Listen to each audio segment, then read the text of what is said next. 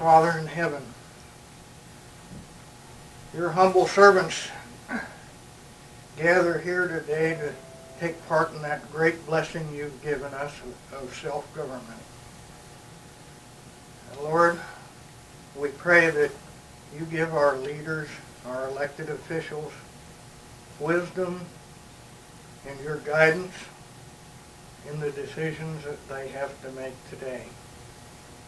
And Lord, we pray that all those who come to this chamber today with petitions or with reports, whatever business they have, may it be conducted in a civil and honorable method. Lord, help us realize we are all brothers and sisters. We are all members of this county. Lord, help us to live a life that reflects the guidance and the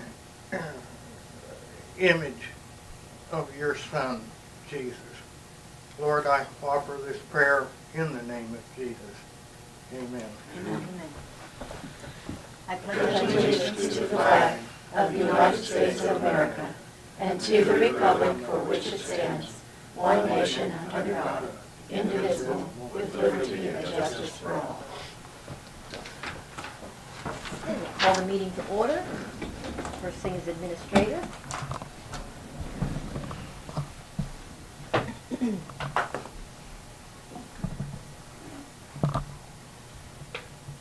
Okay, the first thing I have are the minutes of November 19th.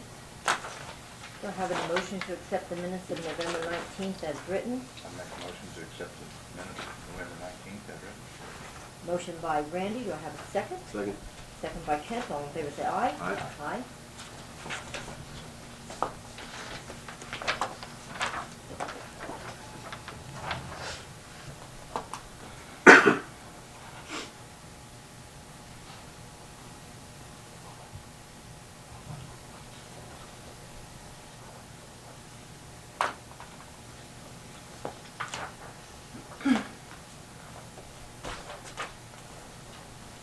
In your packet you have revenue reports.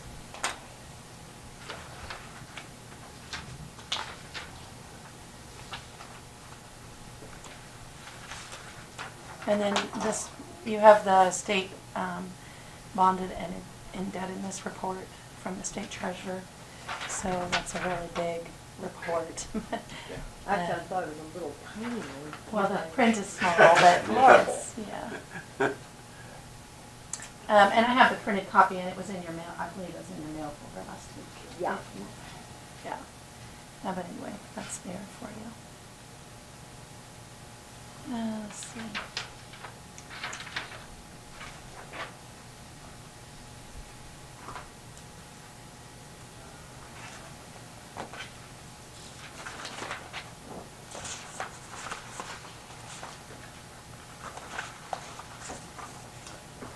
I do have 2 salary sheets.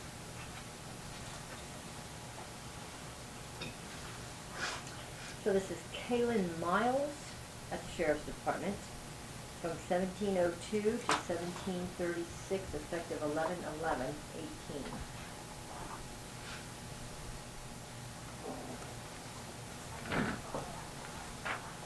11/11/18. And we also have, I'm going to say, Peachin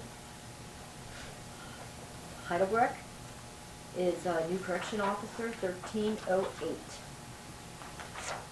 10/22 is the effectiveness of that.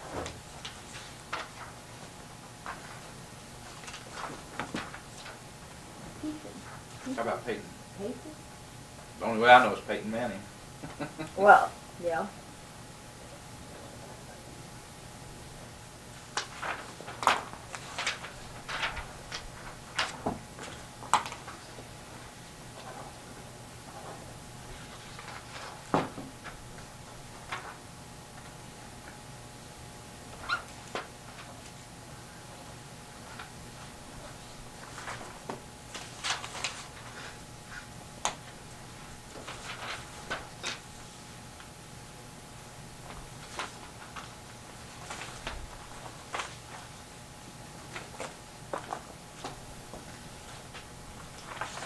So I handed you this morning an amended zoning certificate from Pat. We will be talking to him on the phone at 9:15, so I just saw this morning, so wanted to give it to you as soon as I saw it. And he has made a change. I think he's going to recommend adopting it with the spreadsheet attached, but anyway, that's what that is. You had asked me to bring up the audit contract for a decision today, and we were at our last meeting. As far as whether you want to continue for one more year as we are, or if you want to actually bid out the audit portion of what you would like to do. So, I've been doing some work on that, so can we push it one more week? It's, I'm still waiting for 1 or 2 phone calls to get back with me. With the holidays, it kind of slowed everything down. I couldn't do much on Thursday, Friday, even Wednesday, everybody closed there, a lot of them. So, wasn't able to do much on that, but I would like a little bit more time, which I think, as long as he has it by the end of the year, he would know. So I'm gonna ask for 1 more week to bring that back up again next Monday. you asking me? Or Yeah, the I'm- board? no, Do we need I'm to saying- know we need to know prior to the end of the year, though, what we're gonna do? Probably the sooner the better, right? Yes, Yeah. because if you are going to bid the audit portion, you Yes. need to get that, That's gonna be that RFP out for that, so that that would they be a would have 30 time to. 30-day process anyway, wouldn't it, per bid, Yeah. minimum? Yeah. So, no later than next week. Okay, Can't go any later than next week. Well, okay.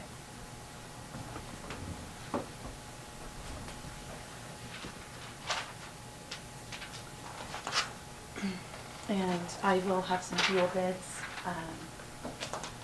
but Beth did not have that from the bidders when I went down there right before the meeting. So as of right now, that's really all I have. I did send you or give you a packet with some information in it on the pay plan, and that was a draft.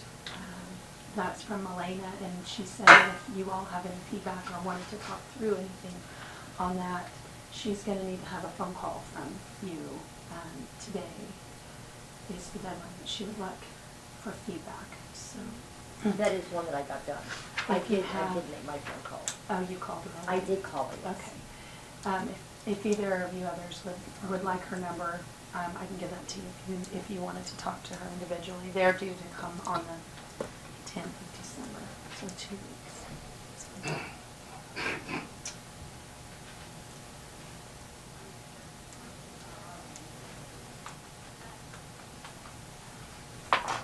Okay. That's really all I had.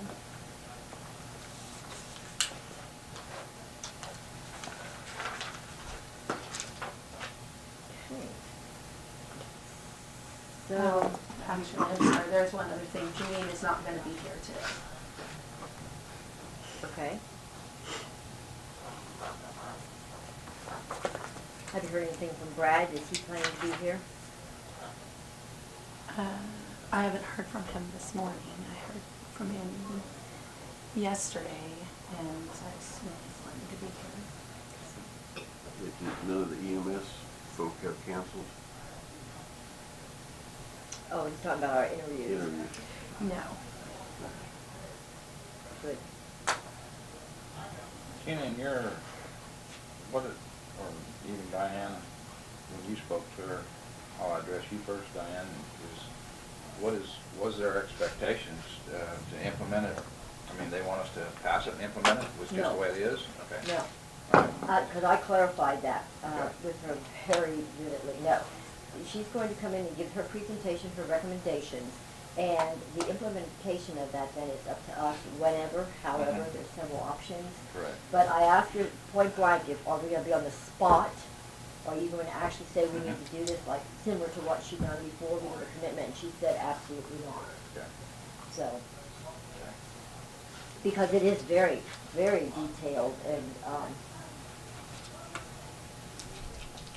a lot to study, a lot to figure out. and a lot of ways to go with it. And I had questioned her about several different ways because, well, we do have several employees that haven't had pay raises in a long time. And then employees that were getting pay raises right here as we speak, basically. So how do we get all this meshed together? And so we had quite a conversation on that, and so there's a lot involved in that pay plan. But no, it's just gonna be a presentation, and then she's gonna leave and let us make up our decision however we wanna do it. One other thing I want to mention, at 11 today, we do have Sally from Gallagher. She's going to be just showing some options, like doing a presentation on different benefit types. But I also want to make you aware that there's another company that has been meeting, that came to town and has met with different organizations in the county, the hospital, the city of Marion. They're trying to get the city of Hillsborough, they're trying to get a group of employers in the county together to look at doing some sort of a pool. So I have not gotten to speak with them yet in regard to what that looks like, or to any of the other officials that they've been talking to, but that might be something that's coming up. And so I just want to let you know, it is not through this company here, but if there is someone else that's kind of working in Marion County to try to look at doing some sort of a pool within our area. Do you know the name of that company? It is Corporate Plan Management, I think. Cool. So, I think that would be great. so More anyway, I options, just the wanted better. to let you know, make you aware of that. But That's we're good. looking at that. All these years we've heard of numbers in the pool. I wonder what magic number automatically starts decreasing. You know, we're setting at 100. Was 500 give you any better rates than 100? Or, you know, and I don't know that that's, it still won't probably make any difference when you go look at the usage, but I'm just saying, I just wonder what is there any number out there I've never heard, you know, because that's, somebody mentioned one was somewhere with a state or something like that the other day. And I just wondered, numbers, you know, is always the big thing. So Strength in numbers. I don't know what that magic number would be. Well, that might be a good question for Sally and whoever comes with her today. So, Yeah. Good questions. okay. So, okay. That insurance is a scary deal, I tell you, boy, them costs are just going out of sight.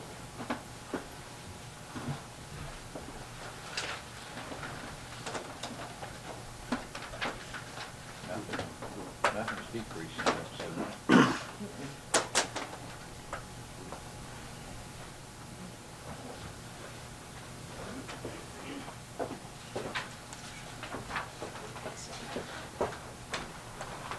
Oh, yeah.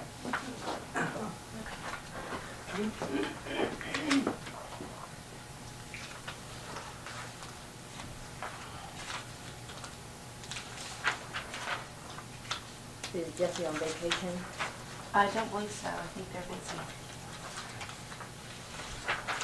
This was the only thing he had, so he just Okay. asked about it. Thank you. Well.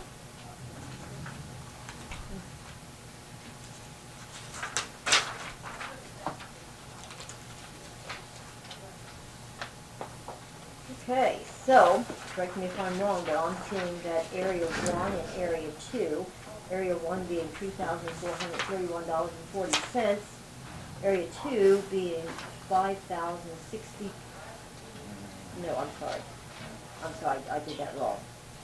What, Mary? Yeah, I'm sorry, I'm on X right now, and so that would be Area 3 for $4,761, and I believe that's 90 cents.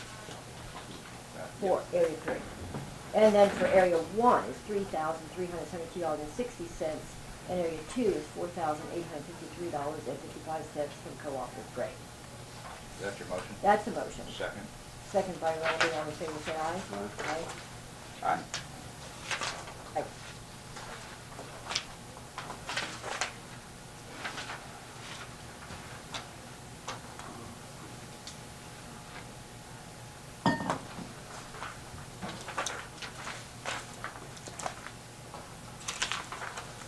Okay. You ready for me to get Pat on the phone? Yes. Okay. Does anybody else need fuel bids?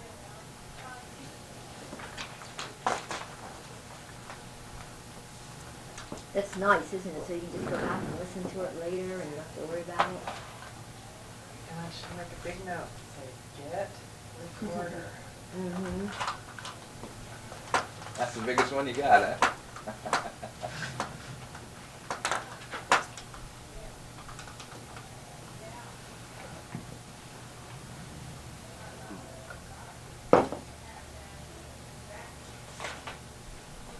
Good morning, this is Tina with Marion County, calling for Pat Hughes.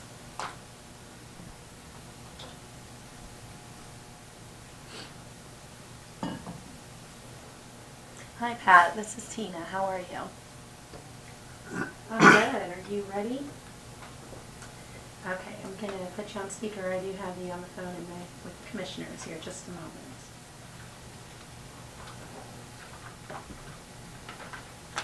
Okay, can you hear me? I can you hear me? Yes. How are you, Pat? Yeah. I'm well, thank you. Good. Okay, we have your revision here. You want to talk to us a little bit? Sure, let me tell you that basically what the Diamond Vista needs is to have confirmation for its lenders about the status of its compliance with local law. And so what they're asking for is a certification to that effect. Originally, they'd asked for something more. They were asking for essentially a warranty or a promise that, in fact, there wasn't something that was undone and that there weren't any violations currently. What we've done is revise it so that we list out what the violations are that we are currently aware of, and that's based on a spreadsheet that I had Tanner provide for me that will be attached to the certification.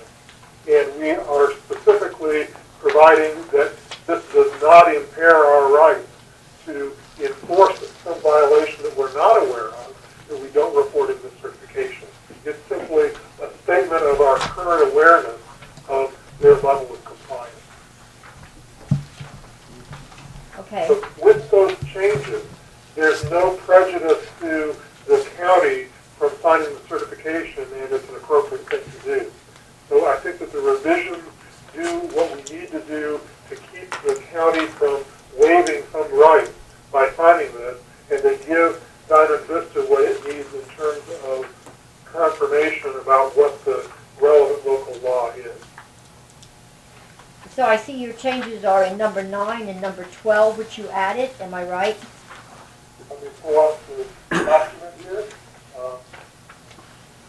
See that through. Yes, I made changes in number 9 and in number 12. Okay. I see on the old one, on the what are those lists? What is that? ZP8-1807 and ZP18-10. What is that? I think that Sharon can speak to that more clearly than I can. My understanding is that those are the individual permits that the zoning office has issued for particular wind turbines. Okay, I noticed on the old one they had a WW18-11, and on the new one that's not there anymore. Was that Sharon went through and made what changes needed to be made in that section. I didn't make those changes. okay? The wastewater So, permit. I asked her to make sure that there weren't any, that as far as she knew, the certifications here were accurate. And so those are changes that she made in order to make it accurate. Okay. But the wastewater permit should still be on there. It shouldn't have been taken off, so. I didn't see it on the new one. Am I overlooking it? So I don't see it on the new one. Should that be on, Sharon? It should be on So there, Sharon is saying that WW-18-11 should be on the new one as well. Right? And then there's ZP 1807. Oh, there it is. It's at the bottom. Okay, sorry. Yes. That's the only one that I see that's different. You said that was a wastewater permit? yes. WW? That's for the septic system and the operations and Okay. So, will we just add that on, or how do you want to do that, Pat? Yeah, go ahead and revise that table Okay. to add that to it. In addition to, I think you mentioned 9 and 12, I'd also made changes to paragraph 7, because one of the ambiguities about the way it was originally drafted dealt with whether what we were certifying was that all of the permits that would be needed for its development had been issued, and or whether all of its permits needed for its development in its current condition or as proposed. I want to make clear that we're only talking about the permits required as it's currently been proposed, and if they want to make modifications to the plan itself, that may need additional permits or revised permits. Okay. Okay. I'm gonna go revise that table to add that WW 18-11, and I'll be right back. Okay. Anything else, Pat, that we need to know that's going on? Not that I know of. I think you're probably closer to the ground in terms of what's happening than I am. I did talk with Tanner at the end of last week, and that table that is attached to this certification is his list of the things that as of Friday were unresolved on the road maintenance I see. concern. Okay. I don't know. I don't think that those are he didn't think that there's any way that they'd have those resolved by today. So they are aware of those issues, and hopefully they're working through them. But I'm not directly involved in that process. I see. Pat, this list doesn't limit us or bind us for anything else that might show up later. That's right. This is only our expression of what we are currently aware of, but it doesn't waive something else that we discovered, and it certainly doesn't waive the issues that are going to arise when we have a comparison of the final state of the roads with what that initial survey showed. Okay. Anything else? That's all I have. Tina's updating the table. Do you have anything, questions, Randy? No, thank you, Pat, for looking at this. All right, thank you all. Thank you. Go ahead and execute that. My recommendation is that you go ahead and execute that once you have that table done, and then I think Tina will get it back to their council. Thank you very much. Thank you. Okay, Have a thank you good all. day. Bye-bye.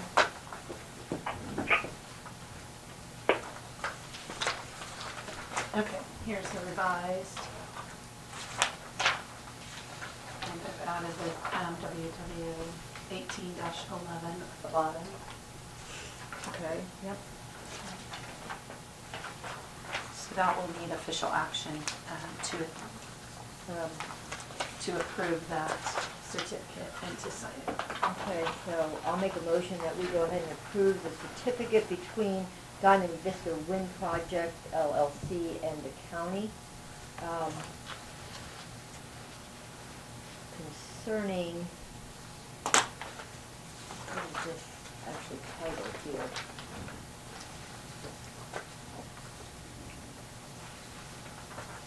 You're just Official Closing of a certificate. tax Certificate, equity yes. investment. Okay, so, do I have a second? Second. Second by Kent. All in favor say aye. Aye. You have the other pages, right? Yes.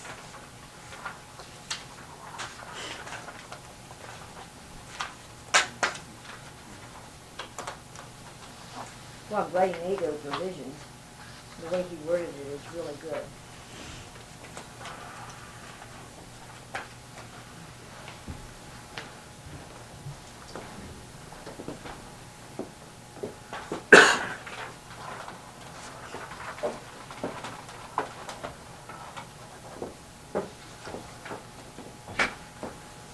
What's that, WW 18-11? Yes.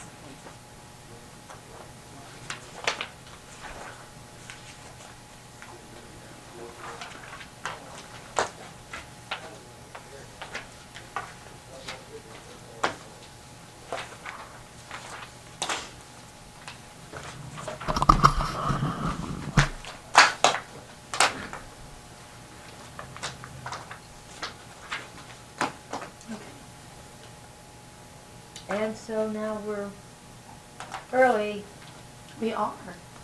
very. Well, Pat He told me he thought he would need 20 minutes, so that may take 20 minutes. And of course Janine came on, so Maybe Deidre could come earlier. I can check.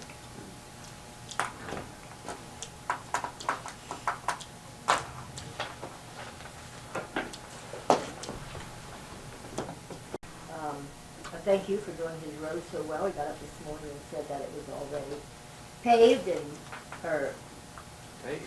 yeah, Wow. paved. It was already, bladed and so on. He just wanted to make sure that Road and Bridge got the word that he appreciated. Yeah. So that was one very nice phone call that I got.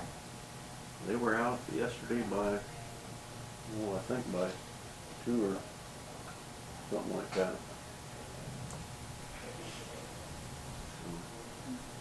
Well, it didn't give nobody a chance because it froze, in Peabody it froze when it hit. I mean, Yeah. within minutes it was froze. It Yeah. didn't, Well, it was nice when I got here this morning, we had a crew of about 4 or 5 guys that were over here helping shovel from Road and Bridge, and that usually is not, I mean, that was really good help for Mike. Yeah. So, He's got to do it all himself. yeah. There was so much ice under there that it was, He doesn't have a snow blower, does he? yeah, we have a scrape. Do we? But when you have ice. Ice under it there, doesn't- you have to doesn't matter. scrape that, so.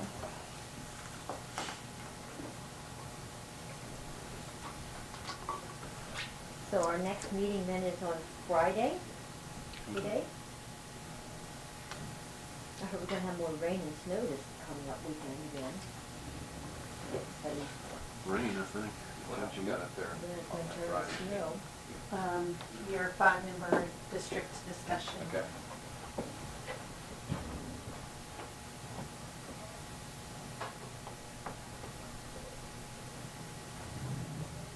Continue on, so Deidre's here.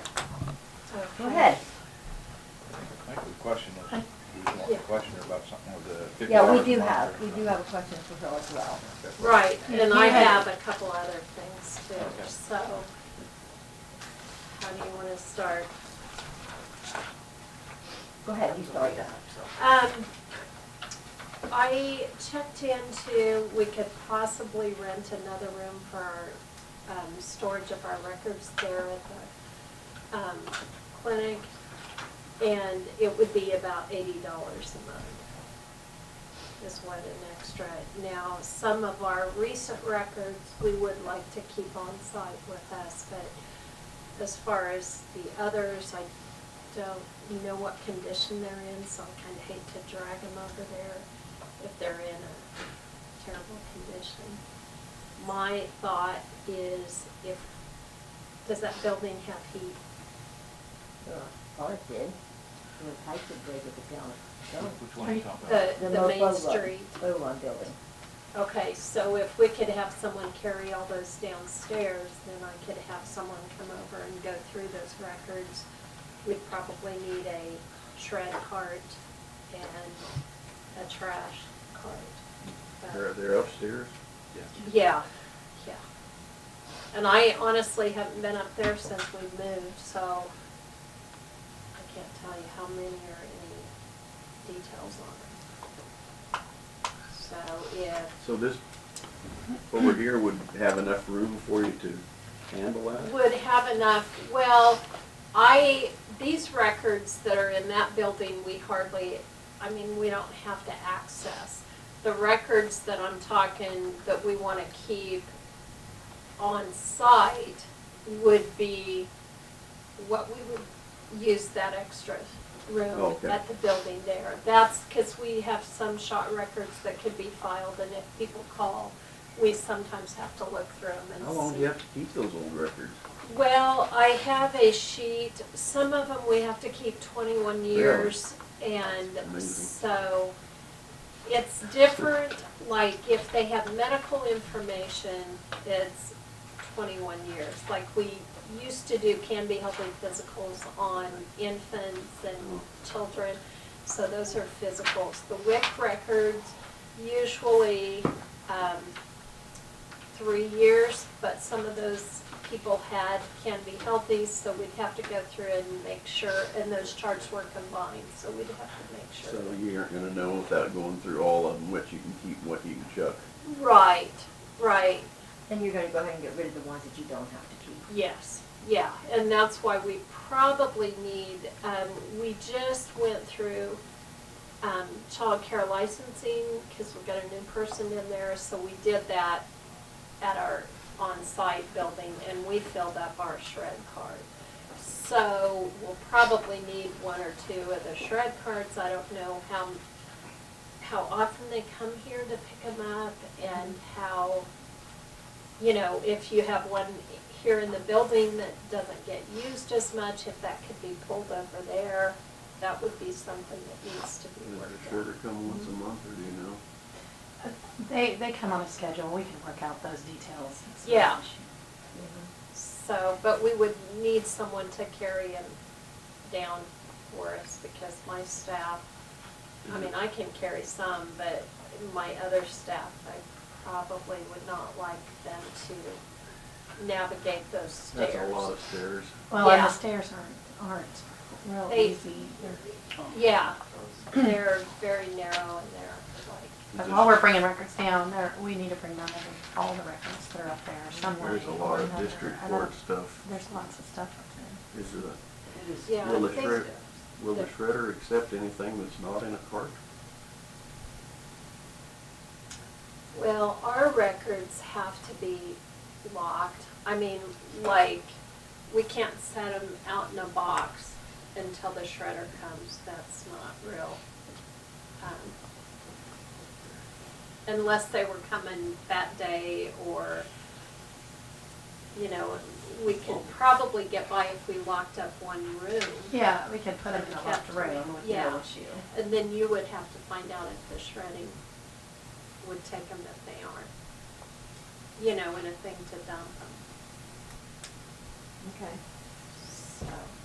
So that's, You know, the thing about the record storage, I know you guys had talked about possibly getting a pod, or, you know, Connex, the thing like- that I have a concern about would be records that are court documents or have medical information on them. I don't feel like that's very secure, just to put a padlock on them out in a semi-trailer.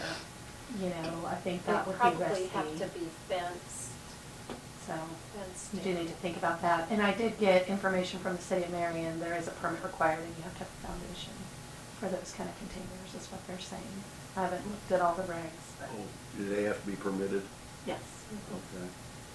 So,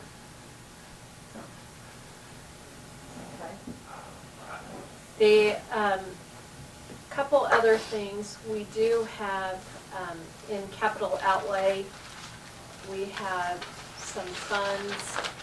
Right now, our, capital outlay is $77,620. We are needing the 2 computers that I was asking to buy last year. We need to buy those by the end of the year. I've got 2 bids, but it's my understanding I need 3 bids. So I'm waiting till Lloyd gets back to give me another bid on those 2 computers. So I'll be bringing those up when I have those quotes. The other thing is the security system. I talked a little bit to Rob, and I really think that we need to be hooked on, since we're a county entity, hooked on with the counties. He told me it would be about roughly $8,000. He said a new radio is $2,600, but we have an 800 radio that we could designate for that, because we actually have 2. So I think we need to really think about getting some type of security in place. Doesn't the There's hospital have it that you hooked into them? No, They have nothing. not in our. They don't have any security to the, I don't Sure. know about to the main building, but I Oh. know in the building Right. that we're in, we don't have. is there any way we could check with So, Jeremy and we see? did- Or We did? did check with Jeremy, and it would be about 2,600. Now, that will go to the city. It won't be hooked up with the county then. So does that matter to you? I mean, to me, it's more about protection, whether it's county, city, whoever gets there. I think it goes to the dispatch, which is our dispatch, but, I Right. mean, because you'd have to get an officer out. Yeah. So it'd have to go to the dispatch almost, Yeah. I would think anyway, unless, because I county or just- city don't have I anybody on just 24/7. didn't know if the routing, I don't understand them super. But if it went to dispatch and it was in the city, aren't they gonna dispatch the city officer? Probably. If they're available. Probably, yeah. And I thought we So- discussed that once before too, that you would check into that with the. Right, officer. and I did, but there was no action. I didn't bring all my forms here, but I guess my thought is, yeah, if it doesn't matter to you, we'll go with the cheaper, but we need something. Oh, yeah. And that definitely needs to, and then I wanted to know what funds will that come out of? Will that come out of general like the other securities? I think if you have money in your budget, it probably could come from your budget, if at all possible. I mean, it's all county money, Right, right. and you'll have, I think, a large portion of your budget that isn't spent probably, so. That would be the preferable place for it to come from. Okay. I just want to make sure, because next year's budget, the approved copy does not allow for personnel. I saw there was a cut in the personnel, and I hope it wasn't based off of what we were spending at that time, because we were down an employee and a half. So I just wanted some of that, like what happens to our capital outlay when it's not used? It goes right back into your fund. I mean, it doesn't go anywhere. And if your personnel line is lower in 1 year, your overall budget So is the we same can or a little put- bit more, so you would still be able to utilize your entire budget, so you should be fine. Okay, so with, okay.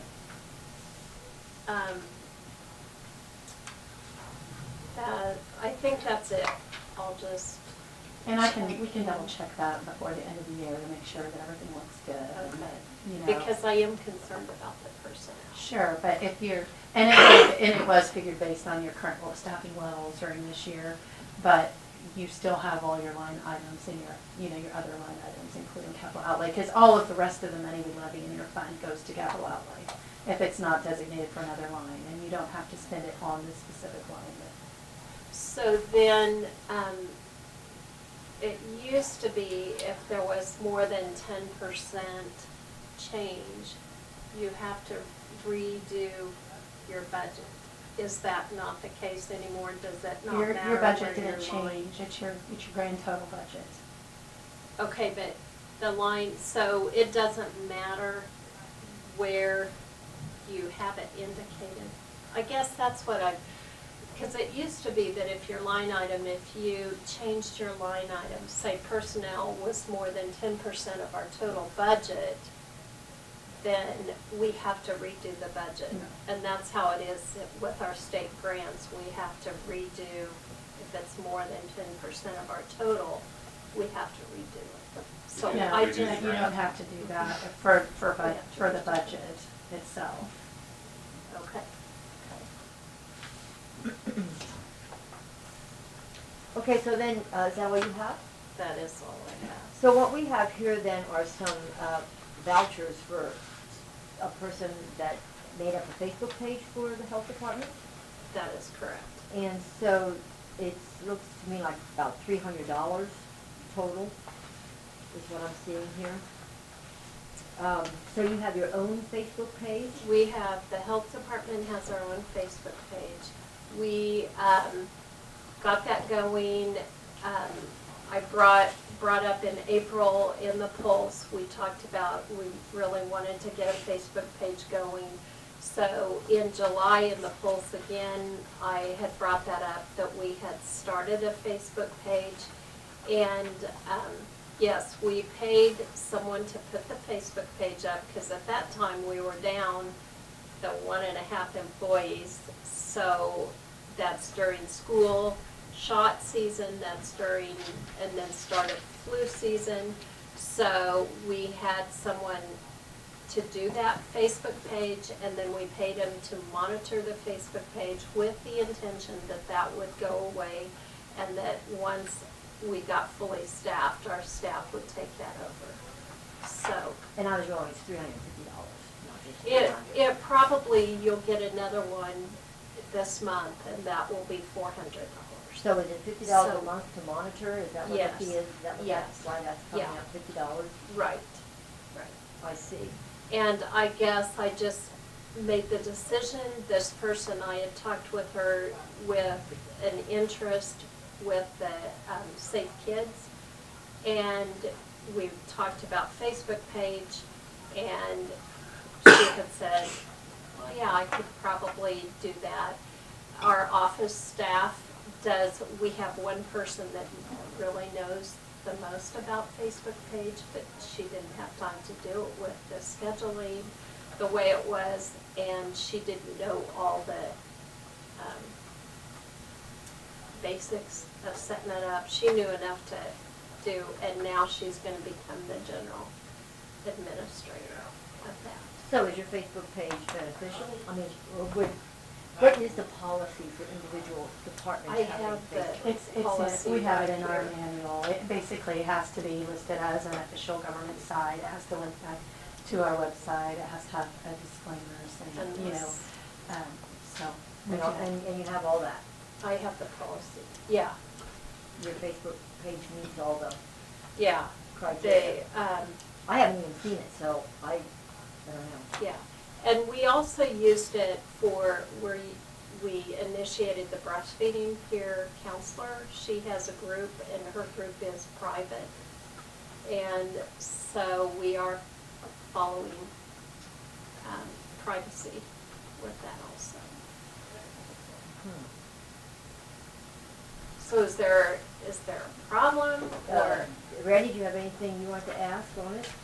No, I just want to know what it was, where we was going with it. If every department's spending $50 a month, why to keep a Facebook page, why, No. just so we, do okay things, I just want to know where it's at. Well, I guess since it was a temporary, I didn't feel like, Just I felt temporary, like it's I going could. away? Yeah, it's Yeah. going away. I didn't feel like I needed to ask for permission, because it was kind of like a service, or a, like if I buy, So how long are you gonna keep it then, since it's a temporary? we'll keep the Facebook page forever, but Lori will be taking over the administrative duties. Okay, so I think that's what he was And- talking about, the yeah. Facebook page in of itself, if every department were to have a Facebook page. That was costing us much money. Yeah. That was You know, it's costing not that much, but $50 a month. yet you take as many departments we have, but then it adds up. So Yeah, I didn't well, know and. whether we're doing it through the county or whether we're doing it To individually. me, this was a cheaper way of going, rather than having, one, our IT did not have time to do it, and doesn't understand doesn't have the programs quite as good For Facebook? down, yeah. I mean, he can do Facebook, and he would do it, but that would cost us quite a bit more. That'd be $80. And we did not plan on doing this forever, as soon as Lori was freed up from the flu shots. So how much longer do you plan to go with? Well, it's this month, and hopefully we won't in December. Lori will take it over, because her time is slack, so you'll see one more month. So it'll be up to Through- 400, Yes. and then that should be it. Right. Do you have an idea how much time the person's taking just to monitor that they, I'm just kind of curious. Oh, I would say she does it pretty much every day. Maybe, gosh, I don't know, 15 minutes, but she keeps it updated. We send her stuff, the breastfeeding care counselor sends her stuff, she puts that on. there was something on recently about turkeys, how to thaw and bake. I mean, if you have this weight of turkey, you need to thaw it this many and then bake it this. So, current health topics, the flu clinics, that was on there. So she's been adding stuff. So I think, honestly, $50 a month is very cheap for She's on there for monitor. 10 minutes every day. It'd still be fairly inexpensive. But I mean, with your clarification, I don't have any problem with it. It's gonna end, so. Yeah. So is that gonna bog Lori down some then too, as we go forward? I mean, cause she's gonna be on Facebook a lot then. Well, she will be, I mean, she'll be on Facebook every day. And so she, you know, we can monitor it, we can tell how much time she's spending on it. But that means, you know, we have always been told we can't get on Facebook on our, you know, computers, which I have no problem with that. But I just want you to understand that she will be on Facebook every day, and she'll be Yeah, downloading. you're not supposed to be on for personal use. Right. You Yeah, can be she's on not for as an business. administrator. Yeah, Mhm. yeah, I know, but I'm just clarifying that, Okay. so, I'm good. Okay. May I ask a Okay. question? Is it 400 total for this? yes, Okay. since July. Okay. I thought it was 350 and then there's 400. Well, it's 350 Well, now, but it's, 350 so far It's still with the 400. invoice, That's what but I then wanted. this next month, Plus the next month. like through November 20th, it was another 50. well, actually, this right here was 10. This is through 10/18, that it's $350. Right, So then you're gonna have through November, and you won't have anything through December then. no, right, right. Okay. So that was our October vouchers. Mhm. Now, you'll be getting our November vouchers here on Friday. And so Okay. you'll see the last one coming through on that. Okay, I have a question. go ahead. I have no question. Oh, I thought you said you I have a did too. question. No. I thought you That's said what you I have a thought question. Okay, all right, that's everything then? Yeah, and I will get back with you on the security system and see if we can't get that in place. And in the meantime, we can double check your budget too, and just make sure. I'll be looking at all the department budgets in the next week or so, Okay. yeah. Do you know, on the hospital, does the county make any payment at all to the hospital?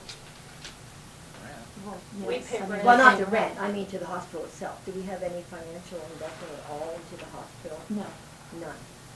no, they're their own taxing entity. Okay. They're a hospital They're a district, district. so they tax them, you know, as a district themselves. So the taxpayers pay into the hospital, but it's not through the county, it's through the hospital district. Okay. I just gonna ask that question. Yeah. Okay. Okay, so the next thing on the agenda then is Brad Jantz, which we're early again by 20 minutes. I'll see if I have any emails or texts from him this morning. Just for information, she just told us $80 a month storage. That's $1,000 a year. Do we pay $250 over at Hillsborough? There's $3,000 a year. I know the rent starts adding up. Yeah, it just. Starts making a little more sense to try to to get some kind of facility to Then store you're looking something. at renting a building over here for the planning and zoning, Yeah, and it that's just, 600 a month, isn't it? yeah, something, I believe 600. We Just, should have fixed the Bodron building. huh? We should have fixed the Bodron building. And we Maybe. would have that. And got Only stuff in your back opinion. Yeah, exactly. Only in your opinion. But, anyway, That's right. I'm Only in saying that mine. there's something that needs to really be looked at as far as to take care of all of our needs. To also, whether the health department, what's the health department's needs? I mean, up there, what's their rent a month? I mean, you- It's quite a 12 bit. I'd have to something. look at it. We Well, pay some- 13 Yeah, a month just for the rent. so, Randy, does this spot that was put in out here, I mean, is there utilities and everything to it? yeah, not not to, I mean, they're right there in front of it. I mean, it's. They have yeah. had sewer, they have had water, they've had gas. So there's infrastructure there. Infrastructure's to done, put up- except for to put up some from the kind of street to building the there. building, yes. Yeah. Everything is there. It's just a matter of zoning the building and seeing what you really want to do. And and the commission decides whether if you're gonna put some offices in, or whether this space behind us, where you're gonna be. I mean, that's. Yeah, but I mean, right this instant, That- storage space is our biggest issue. Yes. And I know even, like, gosh, you go to the Register of Deeds, you go to the county attorney, if you look at the stuff that's in there, that they would like to move some out, Have you been through the attic yet? oh yeah, I thought you had. and Yeah. so, yeah, And, I don't know. And we're overloaded up there. Yeah. We're still Yes. taking stuff up there. Yeah. Yeah, you've been through that. No, I really haven't. It's not squeaking or anything up there. Interesting. I mean, how it looks. I don't know if there'll be a squeak before it all crashes.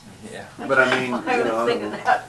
And it's something we need to do and get it going. What Okay. building are you talking about with infrastructure? The location. Utilities are already in Location's place. right over there, just south of the jail. Oh. If the okay. jail ever needs to expand, that would be south. We never Oh, touched that okay. little brown building. We never touched that at all. There was two houses or three houses demolished between there and the fence. Okay. And that's clear to that road, street over there is all available. I mean, it's already had a base put in and stuff like that. Hello, Randy, how are you? Good, how are you? I'm good. Are you here for a Randy? particular reason? Are you here for Brad? Yeah, Okay, we're running a little early today, so so am I. we have nothing to do right Sure, now. Camp dancing was too muddy to plow. 10:30 is when Brad will be here, and we're already ahead of our agenda. Well, two things. One, we're going to need a short executive session on matters of litigation. Okay, And the other we don't, so it's however you want to do it. let's do the one we don't. Okay. We've got the proposed contract on the, am I pronouncing that correctly, Boron building? Yes, you are. And the biggest issue, other than just some minor changes I've made to it to give back to them for review, is the date that they proposed in the original contract is December 1. In talking with Tina, she mentioned to me in an email that that would probably be problematic given that we had records or something stored over there. So we need to discuss what we think we can do realistically, and how we fill in that alternative date in terms of possession on it. Well, I know Deidre was just here, and she's planning on, she didn't say a time or anything, but she's recognizing that she needs to get over there and get those records down. And we were talking about having somebody bring them down from the attic to the main floor so they're accessible to us. How many departments do you need to get a hold of, or how, just get them all down? District for Court's now? got a bunch of stuff up there. Yeah, I don't even, we're gonna have to talk to the district court, and it's gonna take a crew of people to get this down. There are hundreds of boxes of records up there. Yeah, it's a lot. It's a lot up there, so it's not gonna be, it's gonna have to be a big undertaking with people coming, a crew kind of gathered up in. So you And the have county thoughts? attorney has a bunch of records over there in a locked room that we have been letting them use over there. And so they're gonna have to find an alternate location for their records. And so it's gonna be a little bit problematic in the fact that we really don't have anywhere else to go with them. at Yeah, this where do time. we go? So, Especially those types of records. yeah, because you, Can't just set them anywhere, there's gonna have to be some element of security on a portion of those. So that's the biggest challenge at the moment in terms of making that little bit uphill. I don't know, obviously that's kind of beyond what But I. what kind of security would be needed on these records? Some of these records are, Ancient. well, I was up there and, my gosh, this was from 3-4 generations back. well, some of those Yeah. are old title records Yeah, and things that- like yeah. that. And we could potentially scan them, or some of them do have scanned duplicates. That's what I need to check with district court on, because we can potentially, maybe even could go out the window with those upstairs if we had a lift, or, something, and those could be destroyed, on site if we don't need the paper records anymore. But there's just, I don't really know everything that's up there at this point.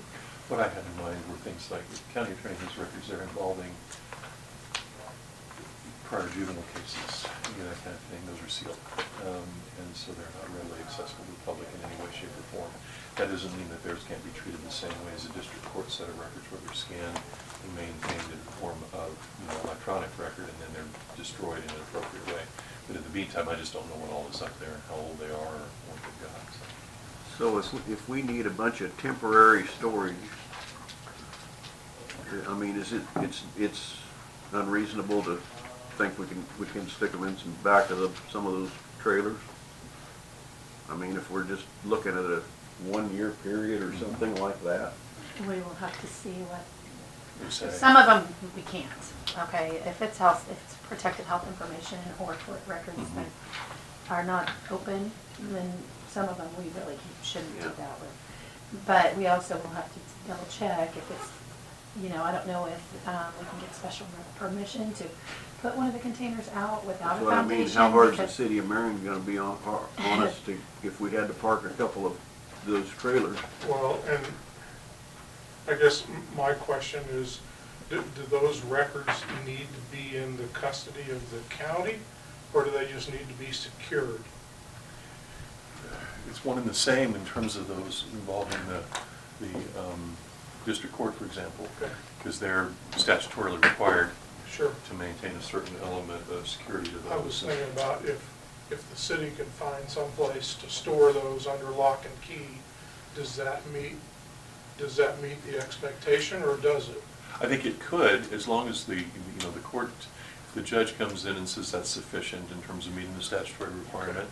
But that's just it. It's this logistics right now in Right. terms of getting that done. And when I initially looked at it, the other changes were simple and quick, relatively speaking. A couple of things that are dispositive in terms of some control elements on the building. But this was the biggest hang-up, because when Tina mentioned we had records over there, I started finding out it was more than just old stuff. Yeah. That's the challenge. And I'm sorry, I'm asking questions here, but Tina, in your mind, or Counselor, in your mind, are all of those boxes subject to the lock and key, or would it just be the court records that you would be most concerned about?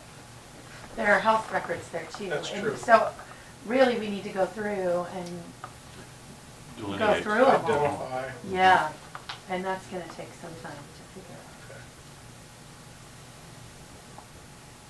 So that's our biggest concern. So could we close on the building with the stipulation in the contract, we've got X number of months to move this stuff?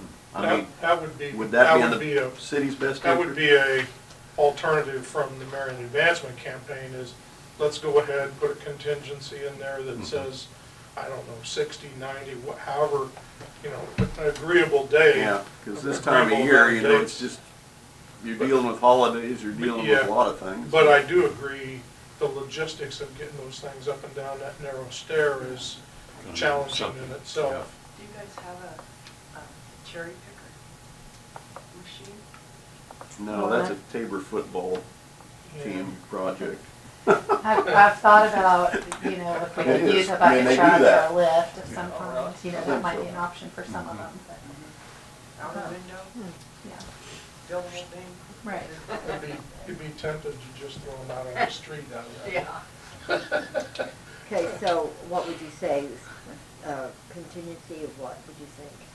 I have no idea. It's beyond me in terms of how much is up there and how much time, but are we talking about transferring possession with that contingency, or we hold possession, in essence, it doesn't fully transfer until those are out of there? And I guess it may be a couple of phone calls, like to the court and to the county attorney and all, to find out too what their comfort level is, because once we lose physical possession, we Yeah, lost I the really sufficient think that control. it's got to be possession after we have Yeah. dealt with the records. Yeah. And I really agree. So, But that's gonna slow down, Mac? Yeah, that's gonna slow us down, but, it is what it is. I mean, and We're if there not- are times you need access to come in Yeah. and to do something that's, We'd like not to bow our necks and be stubborn, we'd like to be agreeable. So, I'll go ahead. I've already dealt with it this morning. we don't need any more of those, we got plenty of that going on. Yeah, there's no shortage. But yeah, that's our biggest concern. I guess my response back would be, send us back your comments on the draft. Okay. And then we can quickly call a MAC meeting and see what we want to do, and either make the counter proposal or accept what you got, and we'll go from there. Okay, fair enough. Rest of them I think are fairly doable. Yeah. Just minor changes, but Yeah, this is the one that I thought I don't have any idea how that's going well, to we resolve. knew that was going to be the, You need to stop and walk up there for a few minutes. Yeah. that was, Just So- about imagine. Yeah, with all the different departments, so you can call them and they can, go over and take a look and maybe kind Yeah. of make that a, Sure. they're gonna have to just get on it and start doing Yeah, it. especially district court, I Yeah. don't think they've probably been up there for years. We I don't mean, want them the to drag records their have been, feet. but they either, haven't. the only other thing No, I I would can, I suggest just need this to have a morning, conversation with it them. was a bit of a treacherous walk over here this Yes. morning on the east side of that building, so, Well, I'm sure. if, since I don't want possession with the ice on the side. I don't want the liability, but it needs some attention. So. Okay. If I go over in the fall, we can give you constructive possession right out the time I fall. So Tina's gonna go ahead and have conversation with some of these different departments and stuff, and then see if she can't get them That's to make a fine. plan to get over there and take care of it as soon as they can. Then we can, Tina, can I just work through you and get information back and forth? Fine with me. I'm good. Okay? Okay. That was it on that one. We'll be looking for the return draft. Yeah, I can go ahead and send that back over. I just didn't, with that blank in it, I thought, well, I need to talk about this before I proceed. So, Okay. okay? All right. And depending on the volume, the city probably does have some storage space that would be at ground level, that we could lock up and use. Like I said, it depends on the volume. If there's probably, would be my guess, 40 to 60 boxes up there, maybe a few more. But depending on how much space that stuff takes up and how many people it belongs to, because somebody told me that Hannaford's got some stuff up there. And so, Seriously?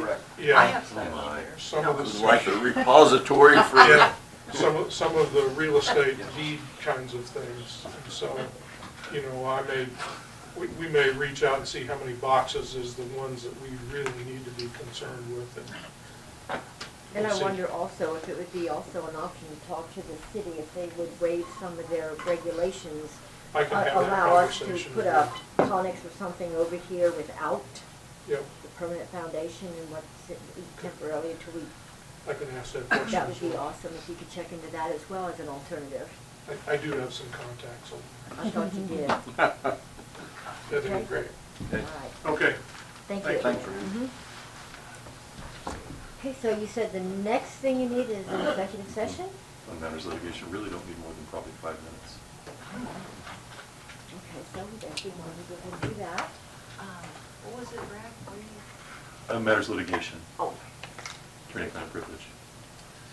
okay, so I'm going to move that we recess into executive session in order to discuss matters of litigation, attorney-client privacy for matters of pursuant KSA 75-4319B with the commission and our attorney.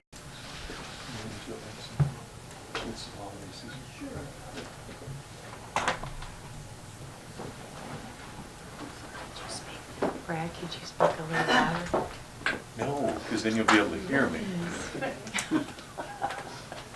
I'll try. Okay. Okay. Okay, so do you have anything else then, Brad? That's it, this moment. Okay.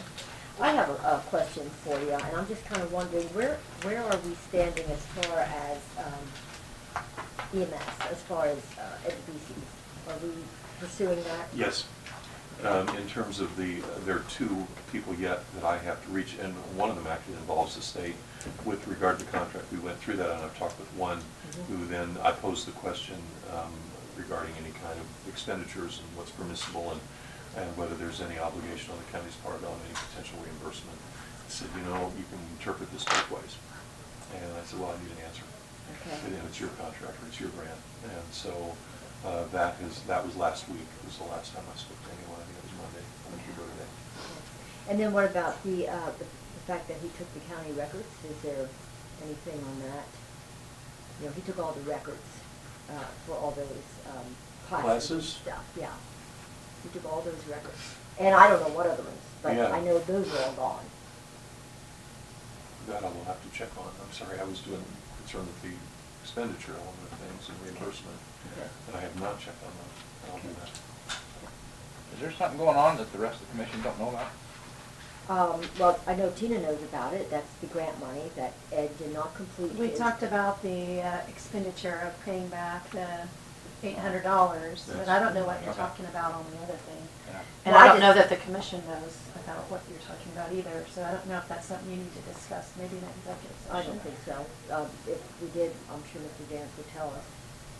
Well, if you're gonna talk about it, and if the board needs to know something. Yeah, that- and we would. Yeah, I would say that's a good I knew plan. about the monetary, but nothing else. Yeah. Well, I knew about, well, when we were talking about the records, that all stems back when, Jason, not Jason, what's that? young man? Josh was here. Yes, the way the records are handled and things like that, and with when I was following up on all the classes that they were giving and tracking the money, and the money went into supposed crew funds, but it doesn't add up. The money doesn't add up in crew funds. Now there's no money in crew funds. If you look at the revenue again, now they've redone that, so they're not putting it in crew funds, but that's okay. I understand they're making a change there. That's fine. But either, I don't know. So I've been working on it for quite some time, trying to find it through the documents that we've been receiving, through talking to American Heart and different things like that. And I went to get copies of records, which I came to the courthouse to get some records, and I was told that they're kept over there at that office. I went over there, and of course they're gone. They took them with them. And so I was asking, I believe they're county records, if I'm not mistaken. You know, if something happens to some of these people that supposedly who gave CPR classes to, or whatever the case may be, and something goes wrong or something to prove that we have no record of it. We have nothing. So we're just checking it out to see what, I think there's some hokey pokey there. So they were records that weren't his, No, there were other people's records? Other employees' records? no, they're not No. employee records. It's when he gives classes and he has. Yeah, that's what I mean, documented- CPR. Oh, you mean like a Or sign-in C- sheet of CP someone that took a CPR. class, or? Well, it's not necessarily just all the Or records, roster? whatever they have, I the mean, rosters what and all record that stuff, yes. What are you talking about? The ones of the classes that he gave, all the classes that he gave. There's no record whatsoever down there anymore of any classes at all that he gave. None. Rosters, sign-in sheets, whatever you want to call it, there's nothing there. Okay, so that's what you're talking about, is Mhm. roster. Mm-hmm. Oh. So, I mean, is there another place where those things are recorded if you take a CPR class, or it's just putting it on a piece of paper and Well, if sticking it you in get the a file? card, then that's on You're file certified, with yeah. it, yeah, so I don't know the significance of the roster or. Yeah, that's what I was wondering, I mean, is that a big deal? Well, I understand that through American Heart and different places like that, certain people who are qualified to give these classes, they can buy so many of those certificates to say, you know, when they give the classes, then they can give the person the certificates, okay? But those are also controlled so that they're not just given to people who didn't take the class. So all that is documented and follows suit as to who gave the class and when the class was given, whether they passed the class or not. Because otherwise you can just go hand the cards out, and that's not what you want to do. So we don't have any record of them. So we could have people say, I took the class, I never got my card. Well, how would we know? American Heart don't have no records? Well, they had the records of, like, okay, so like, if I was, like Josh, okay, and I'm just saying his name, I could say Yeah. Tom's name, Yeah, okay? anybody. Okay, now he's authorized to do CPR classes or whatever, he'll go buy a block of certificates. And then he goes and does his classes whenever he wants them, however, but he's got the certificates. See? The cards. Yeah, but I think somebody, it'd have to be on record somewhere, because if I took my certification under him somewhere, and then I went to apply at another county or another hospital or whatever, they'd say, where's your CPR? Well, you went through American Heart, it'd be on the card. I think they would have the records of that. But American Heart, as I understand it, only has the numbers of the certificates that you bought somewhere. well, that's what I say. And then when don't you I? sign up with whoever you gave your class to, you have their name and their address and their phone number and all that stuff, who took the class, and who you gave a card to. That's the files that we don't have on Ed, any of them. So, because there was a controversy as to, he sat here at this meeting and said, oh, I get 300 classes a year at $50 a class, which he said that very adamantly. So you take and add that up for money, and I say, where's that money? So I went down to see how many classes he actually gave. The records are gone. So, and I do have records from when he gave classes at the city building, because the city kept records of when they rented or let him use their building to give classes.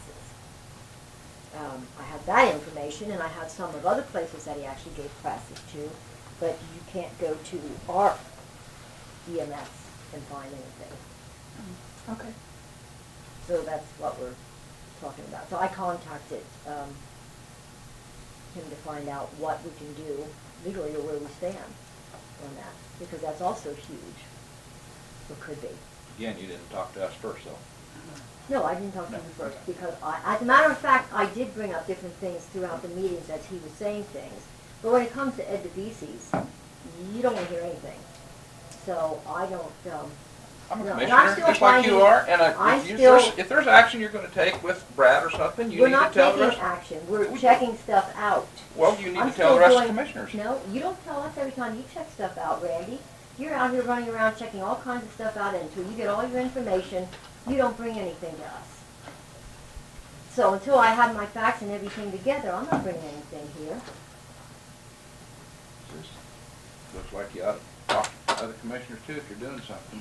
And even when we went into executive You're accusing me of session things at you one don't have a time- clue about either, so shut up. I'm tired of you accusing me You of know, things that Randy, you don't have a clue about. you're just about as rude as they come. That's right, because you're accusing me of something and I'm not guilty. I'm not accusing you of that. Yes, I'm you just are. saying, you go out and you talk to people all the time, and you don't come in here and tell us everything. That's my job to talk to people. That's our Well, that's commissioner's my job. job too. But that's not, That's my if I job, have too. investigating some of our employees, I tell the other commissioners. No, you do not. No, you do not. You ought I to didn't even practice know all this ethics stuff a that little was bit. going on. I didn't even know all this stuff that was going on with Mr. Dunnigan, but you sure knew all about it. I didn't know any of this stuff was going on. But you knew. We talked about filing it with Yeah. Brad. Yeah, I didn't know what it was. When did we talk about that here, Mr. Dunnigan, all this stuff right here in the commission? I don't remember anything about it. Trying to remember when Emma was. It was Emma yes. has brought it, Sharon has brought it. That's been a long time ago, yes, but now Did the you forget? details were, He's even been details. here before, too. Gary Dunnigan? Yes, he Oh, God, has. that's been a long time ago. Yeah, it has been, but he has been here. Well, yeah, but that's a long time I ago. know. We weren't pursuing That any was- legal action at that time. No, but we just knew what we were kind of up against when we were trying to deal with Mr. Dunning. And I knew Emma was working things out with him, but I didn't No. know we were going to the legal part of it. Oh, we did. I mean, I think one of them asked us at a meeting, asked us to present to, because we didn't. Emma asked at one time if she One of was the two able to ladies. call Bragg for some different things, and we said yes, but never went into detail about it, what it was all about. I believe So- that Brad has given updates before on that topic. Well, I think every avenue's been taken to try to deal with Right. the situation, and we just And have just- one avenue left, and so that's the way we're doing. I believe you even asked And when it's it not- got finalized, and go ahead and pursue everything, didn't you? I think so. Yeah. So, said it would. Was that the one thing that Emma was waiting for you for a document? I think so. And she didn't tell me what it was, she just told me that she had contacted you about something that she needed signed, And so she asked me if I could contact you, so even in my email to you or something, I said That may that. have been something different. I think she had asked about But what she she didn't- needed to do in the alternative to pursue it. Okay, well, see, she didn't even tell me who it was or anything, and I didn't ask. She just said it was something that she needed, and she was hoping to hear from you, so I just put that in my email that Emma was waiting, or Sharon was waiting to hear for something. I didn't even know what it was. I didn't ask, and I didn't clarify that either in the email, am I correct? Right. Because I didn't know what it was. So I didn't know that that's what it was about. I just, my opinion of the whole matter is if we do have an issue with a employee, former employee or something, and one of us, doesn't matter, could be me, wants to do a little bit of investigating, and we have corresponded with Brad, I don't know if it needs to be a policy or something that Brad would email Each of you? each of you and say, okay, we're gonna be looking a little at some details here. Yes. I just think you have to be I think it would be better if you bring it to the board and as in a meeting, in executive, and say that you're having that done, or and agree as a board to do it, Avoid the because serial communication you as don't well. want to have a serial communication And issue. you know, also, we had a situation too with Teresa Huffman. All of that was done behind the scenes as well. We didn't know anything about what was going on. Well, that was an investigation that was initiated when I was looking into financial records, and I was working on a criminal investigation with the sheriff and the attorney, and it was reported to you and discussed with you, with Brad in an executive session, so. Right, but when I came to you about the Marion But thing, see, and then you told me that I need to stop pursuing it because, I mean, I didn't even know what was going on at that time then. Okay, but here's the difference. And I understand I'm what not a you're member saying. of the govening body here. I understand that, so. I can have a conversation with any of you. I just cannot, what we've got to avoid would be you all having conversations that end up, even if it's on email or phone call between one and one, we We're can't not. do that. We're And not. so that's, I haven't contacted any of them. right, I understand, but I think that what the other two commissioners are telling you is that they're a little bit frustrated at this point because also we don't have the authority as a single commissioner to take an action I didn't without. take an action. Right, but that's the way I think they're feeling. Well, If I'm- that's too bad. If I didn't do it, then Well, I'm but- not gonna be accused of But it. you have, They have expenses. I had a Brad. conversation with Brad, and I'm entitled to do that. You're entitled to have a conversation. they're looking with at him. that as an action as well. Well, it's Yeah. not is it an action, Brad? Well, probably not with what you asked, but I think I can solve the whole thing by going forward. Thank you. If we have those kinds of things, I'll communicate and to a limited degree Right. to avoid that serial element, and then I'll call Tina and say, put me on the agenda, and we'll discuss it. I think that will solve this problem Yeah. and any misunderstanding, because I understand what's being asked for, I Right. understand the reaction, and it probably falls to me then to do a bit more with that in terms of coming and saying, okay, especially when there's just three, because you're already at a point where you can't do much when Right. no two of you can communicate on Right. these issues anyway. That's right. And if the board wants to take action, the board needs to take action. That's all it is a matter of. But Okay, so when I'm still gathering up information, then I should just keep it to myself till we get into a meeting together, right? In most So I cases, can't I mean, you can present- certainly give me something. My point is, what I will do with it then is be a little more proactive in terms of coming in Okay. here and saying. So you're not um, saying I can't contact you and give you Oh, no. information or Oh, no, anything like that? No, because in order to do my job, I've got to be able to hear from you. Okay, so then- But if a concern comes up, or you have a constituent and you want to ask me to look into something, I don't have an issue with that, but then I need to bring it to the other two members who Right. weren't the Correct. ones directly involved, and I Right. thought I was kind of doing that, but I'm not probably doing it enough. So I'll try to Okay. do Well, that no, more I don't want you aggressively. to take all the blame for it. Well, no, it's fine, though. I mean, I can certainly handle that part of it, so that you all know what's going on, and I will. Okay, okay, Okay? thank you. Okay. So, all right, so does the board have any other questions? Nope. not this time. You sure? Okay. Brad, do you have anything else? No, not at the moment. And I do want to ask you, are you going to be here on Friday or is Mhm. Friday? You're going to be here on Mhm. Friday? Mhm. Awesome. Yeah, all things considered, I think that's probably a good idea. I've gathered up what I can statutorily, and then have called several of our state agencies about a little more guidance on things that really aren't, when you look at like 19204, it's pretty limited. It just says you shall do certain things, and then we have to go further in terms of that additional guidance in terms of the. Well, yeah, because they changed the laws. Yeah. To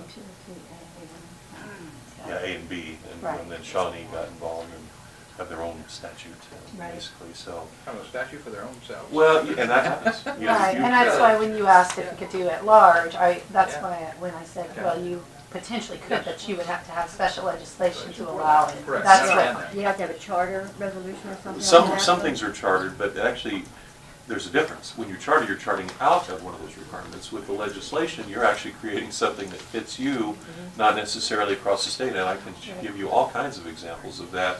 We have cities, we have hospital districts, we have different kinds of entities at the county level that were created specifically for a particular group of counties or cities or one. Some, just like that one, it's one. And it was done for a particular reason that fits their purpose, and no one else has been presented with the same challenge, so they legislated their way into it, and it doesn't really necessarily apply to us, but there are elements of it that do. So, Yeah, I was looking at some of those court cases, and one county in Kansas petitioned the court to go to all at-large. yeah. And they did. And you know, as long as the court could find that there wasn't anything constitutionally violative, then what they do is have their legislator introduce a particular bill, and they work it through, and they identify the particular entity or entities that it applies to, and so a lot of people think, well, you can't do that. Yes, you can. Yes, you can. So the way that we done it though, we have to have actually 5 districts, right? Yes. Because we took it before the people. Yeah. Okay. Yeah, ours is the traditional approach. If you go ahead and you're presented with a petition, or you as a body decide, we'll put it to a vote, now you're bound. In that particular, this wasn't just a form of advisory kind of a thing, and it's statutorily recognized as, okay, the people have spoken and the majority have said, this is what we're going to do, and so now you shall do it, and you've got time frames. But then you get down to that part of it on Friday or whenever, where you're going, okay, exactly what are our guidelines for division? And those aren't necessarily as readily spelled out in there, but they are, to a degree, outlined through either court cases or otherwise in terms of some administrative regulation as well. So we just need to make sure we cover that. So have you been looking at any of that or working on any of that? I mean, as far as actual dividing and stuff like that? No, not the actual division, just the guidelines, because I don't sit where you do. I'm on this side of the table, Yeah. so you'll make that determination. But in terms of the per capita and how we go about doing it and avoiding any challenge on gerrymandering and all of that. And so I also wanted to ask you, on Friday, when we go into this thing, now, I know lots of people might be here in the audience. So, and honestly, since everything is statutory and we have to follow the statutory, there's a lot of things that we can't do. Right. So my thought was, when people come in, I'm gonna open it up and let them give us their suggestions, but then close the floor period, because while we're working, I don't want all these people jumping up and down and just shut off the floor completely. Yeah, philosophically and pragmatically, this is your meeting. It's open to the public and they have every right to hear everything you have to say, but it's not a town hall meeting. It's not a situation where everyone, it's just kind of a free-for-all as long as you're civil. This is more of a you conduct the meeting, and if you do want to take input, such as in an organized way from the floor in a public forum kind of setting, that's perfectly fine. If you have questions of someone and want to call them from the floor, you can do that as well. But once you close that off, yeah, it's you. And then from there, if you want to stop for a minute and go out and, let's go out and talk to a few of the people who are here who seem to have other ideas, that's not a bad way to go as well. But otherwise, you can be here till midnight if you get a really sensitive issue at times and people want to keep interjecting. What do you see, you're just going to present the possible ways to go?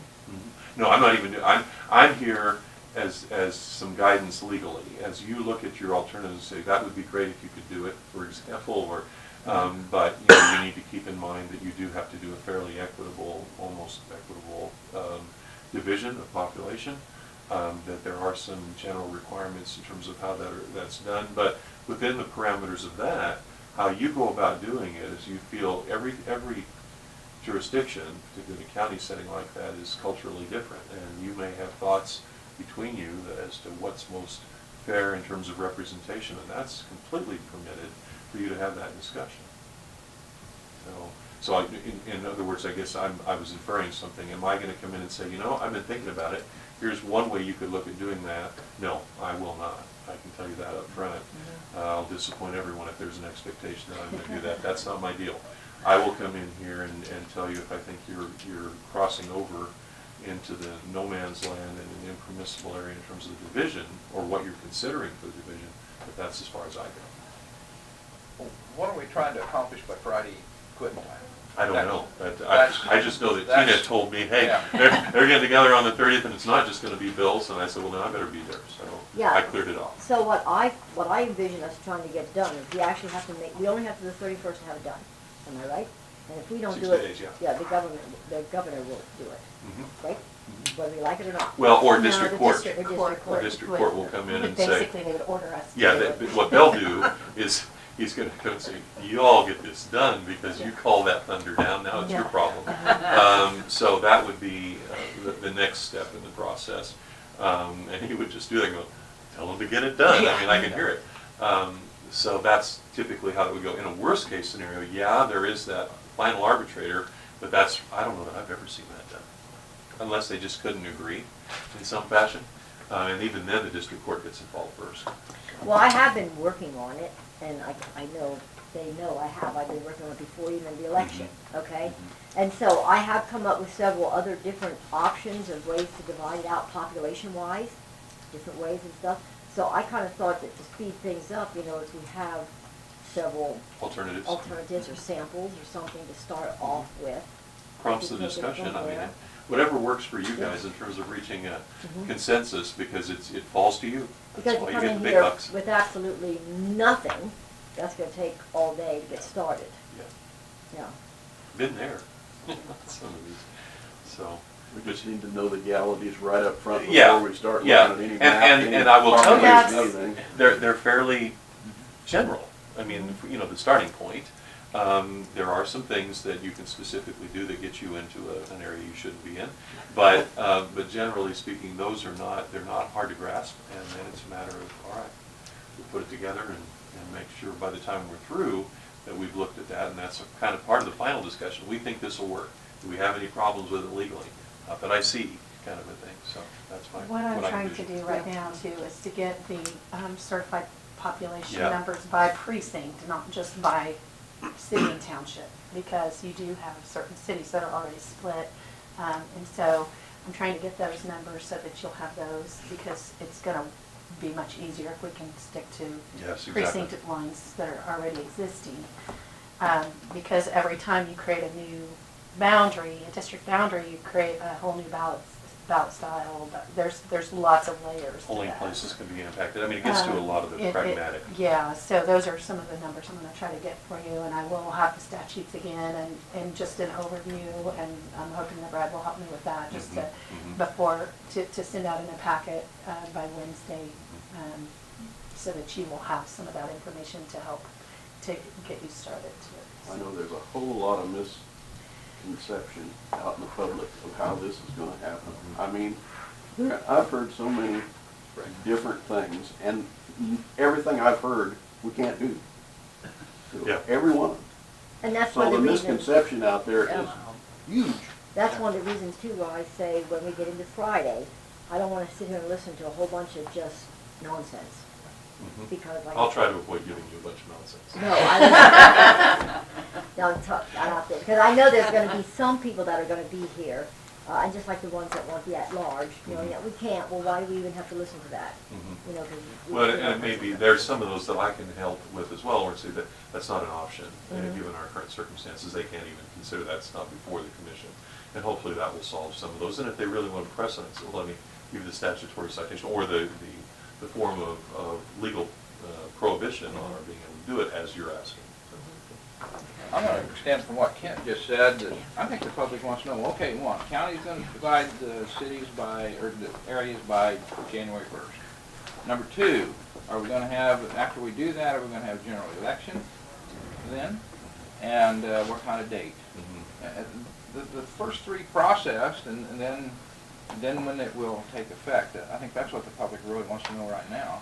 is how we're gonna do that. And I guess that can be part and parcel of what you do, if you're talking about your division, but also in terms of scheduling, this is what will happen and by when. Yeah. And the parameters that we have to operate within, for example, Yeah. statute's very clear, you got 60 days. Yeah. Now, that doesn't mean that that's dropped dead and that suddenly the county doesn't exist any longer, but, you know, that's what you're trying to work with here.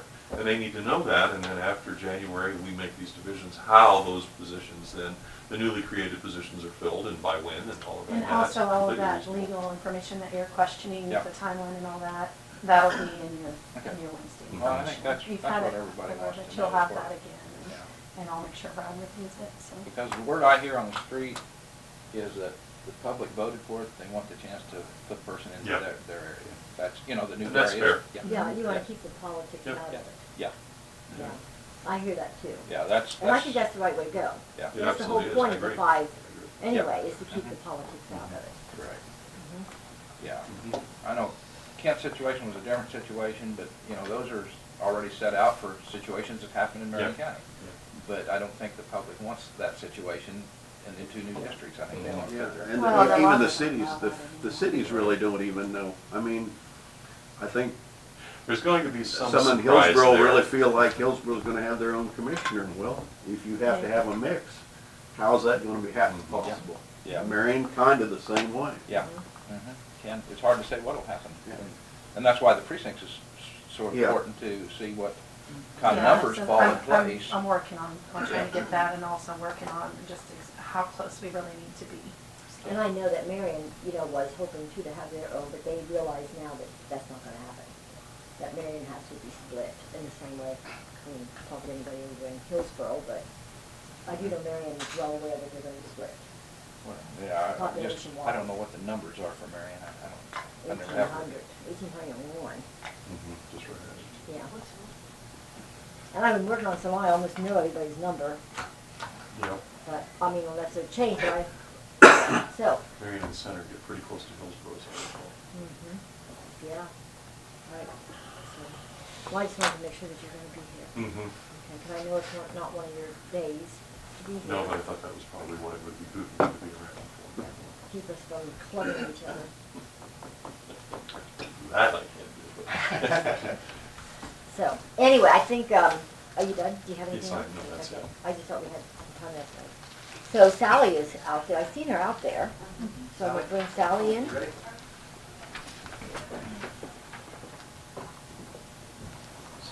Yeah, no. Did you want to turn on that Is she coming? Yeah, she's coming. She's gathering. Oh, she's gathering up. She has a lot of things, I guess. Oh, sorry, Brad. That's okay. I needed to stand for a minute. Yeah, I know. I get sick. I have my sciatic nerve a little more dull. Lubrication. It should be strong enough by now. Is It's there enough strong enough for stress? Brad, it's strong enough for me. It pulled my eyes open in a big hurry as soon as I took that first step. Do you have enough for the press? I think I have steps. Thank you, ma'am. Over there, Where, I'm sorry. over there, I'm thinking that ought to be. Yeah, if you have time, but if you don't, it's fine. Okay. Hello, Sally. How are you? It's good to finally see you here. Very good. Randy Dalton, glad to meet you. You guys want to Get look back at there. it during the meeting. And I know you. I've seen you up at the Kansas Association of Counties. That's right. Yes? Yes, so, I think everybody got some information there. Thank you for letting me come speak with you all in Marion County. It's beautiful here, even though it's a little cold. What I wanted to do was. Can you hear? Not very well. Can you speak up a little bit? Yes. Okay. What I wanted to do was tell you about what I do at Gallagher for counties and other municipalities throughout the Midwest, and then also talk to you about self-insurance, to explain kind of the mechanics behind that. I want to make sure that's what you're expecting to hear from me, and if you have questions along the way, let me know, if that works. Okay. So what you've got in front of you is a packet of information. What I'd like for you to do is pull out everything on the right side, if you could, please. and we'll go through that. There's a lot of information to cover, so I may seem like I'm going a little fast, but if I need to slow down on anything, please let me know. Okay. Okay. So you probably want to know about Gallagher, what I do at Gallagher before you're really interested in having more of a conversation about what maybe we could do moving forward. Kind of like when you're going out on a date, we usually like to say these icebreaker questions just to sort of say, well, we need to know about you before we're really going to dive into more information. And so what I'd like to do is just go ahead and go through that presentation that says capabilities on the front of that. The information behind this front piece is just to solidify and back up any of this information that you've got here. So in a very brief nutshell, Gallagher, it's Arthur J. Gallagher is who I work for, and it was actually founded in 1927, close to Chicago area, and they're the 4th largest insurance consulting firm in the world, and we're the only one to achieve the most ethical standards award in consulting brokerage firms, and we've consistently received that award in the past 8 years. Our president actually told us that if we lose that award, well, we may not be showing up the next day. But at any rate, we have over 26,000 employees, and we serve throughout the world, but we're embedded at our Wichita office throughout the Midwest and Kansas. We work with a lot of counties, cities, schools. Public sector is something that I focus in primarily. And so you'll also see that on page 3 there, it talks about the top 25 tenants. These tenants were put in place when Gallagher went public in 1984, and they really wanted to keep the company a more family focused, because when companies grow, or just any employer throughout years, we want to keep that same sort of mentality of, we're a team, we're doing this for our clients, this is what we want to do. My favorite one on here that I try to relate, well, that I feel like I relate to the most, sometimes in a overly persistent manner, some may say, is that number 20 is we run to problems, not away from them. Because we want everything to be as smooth so that there's no problems whatsoever. In the event there is problems, though, of course, you've got my cell phone there at any time to get a hold of me. Speaking of that, just moving on to the next couple of pages, so we have a great number of employees that work with us, but the ones that I've pulled together for the team that I work with are on this next page here. So of course there's me. You'll also see behind that packet of information, that first little exhibit, if you will, that has some bios on each of us. So I was actually born in Hays, Kansas. I spent most of my life in Wichita, living in Wichita, but I started in this industry in Rhode Island, of all places, doing workers' comp, and I said, okay, there's no place like home, I had to come home. So I'm back here in Kansas and loving it, because you grow up someplace and you just love it. You just have to come back. But at any rate, I've been in this close to 20 years now. It's kind of hard to believe, because once you hear the word insurance, so many people stop listening, right? It's like, oh no, it's insurance. But I just enjoy being able to intermingle with everyone and just find the whole process entertaining. I guess somebody has to. So I started in workers' comp, but came over to the marketing side. When I came back home, I finished my degree at WSU in marketing, and here I am. And then the next page, we've got Rachel. She's my right-hand gal. She looks so young. She's from Wellington, but she knows everything back and forward as well. And then you'll see also there's Bill Ferguson. So much in our industry this day deals with compliance, with law changes. There's a good maybe half dozen government entities on the federal level, not to mention the state, that dive into health insurance and how we can operate. And sometimes those laws overlap, and sometimes they agree with each other, and he's just there to make sure that everything we're doing is kosher in that respect. And he normally comes out and meets with clients with me as well to my request, so that's nice to have him there. He's out of our Kansas City office, but he is oftentimes with us. And then we have Amanda Schuster in there as well. She's regional, but she's also out of Wichita, so we get to commandeer her quite often. And she went to Fort Hays.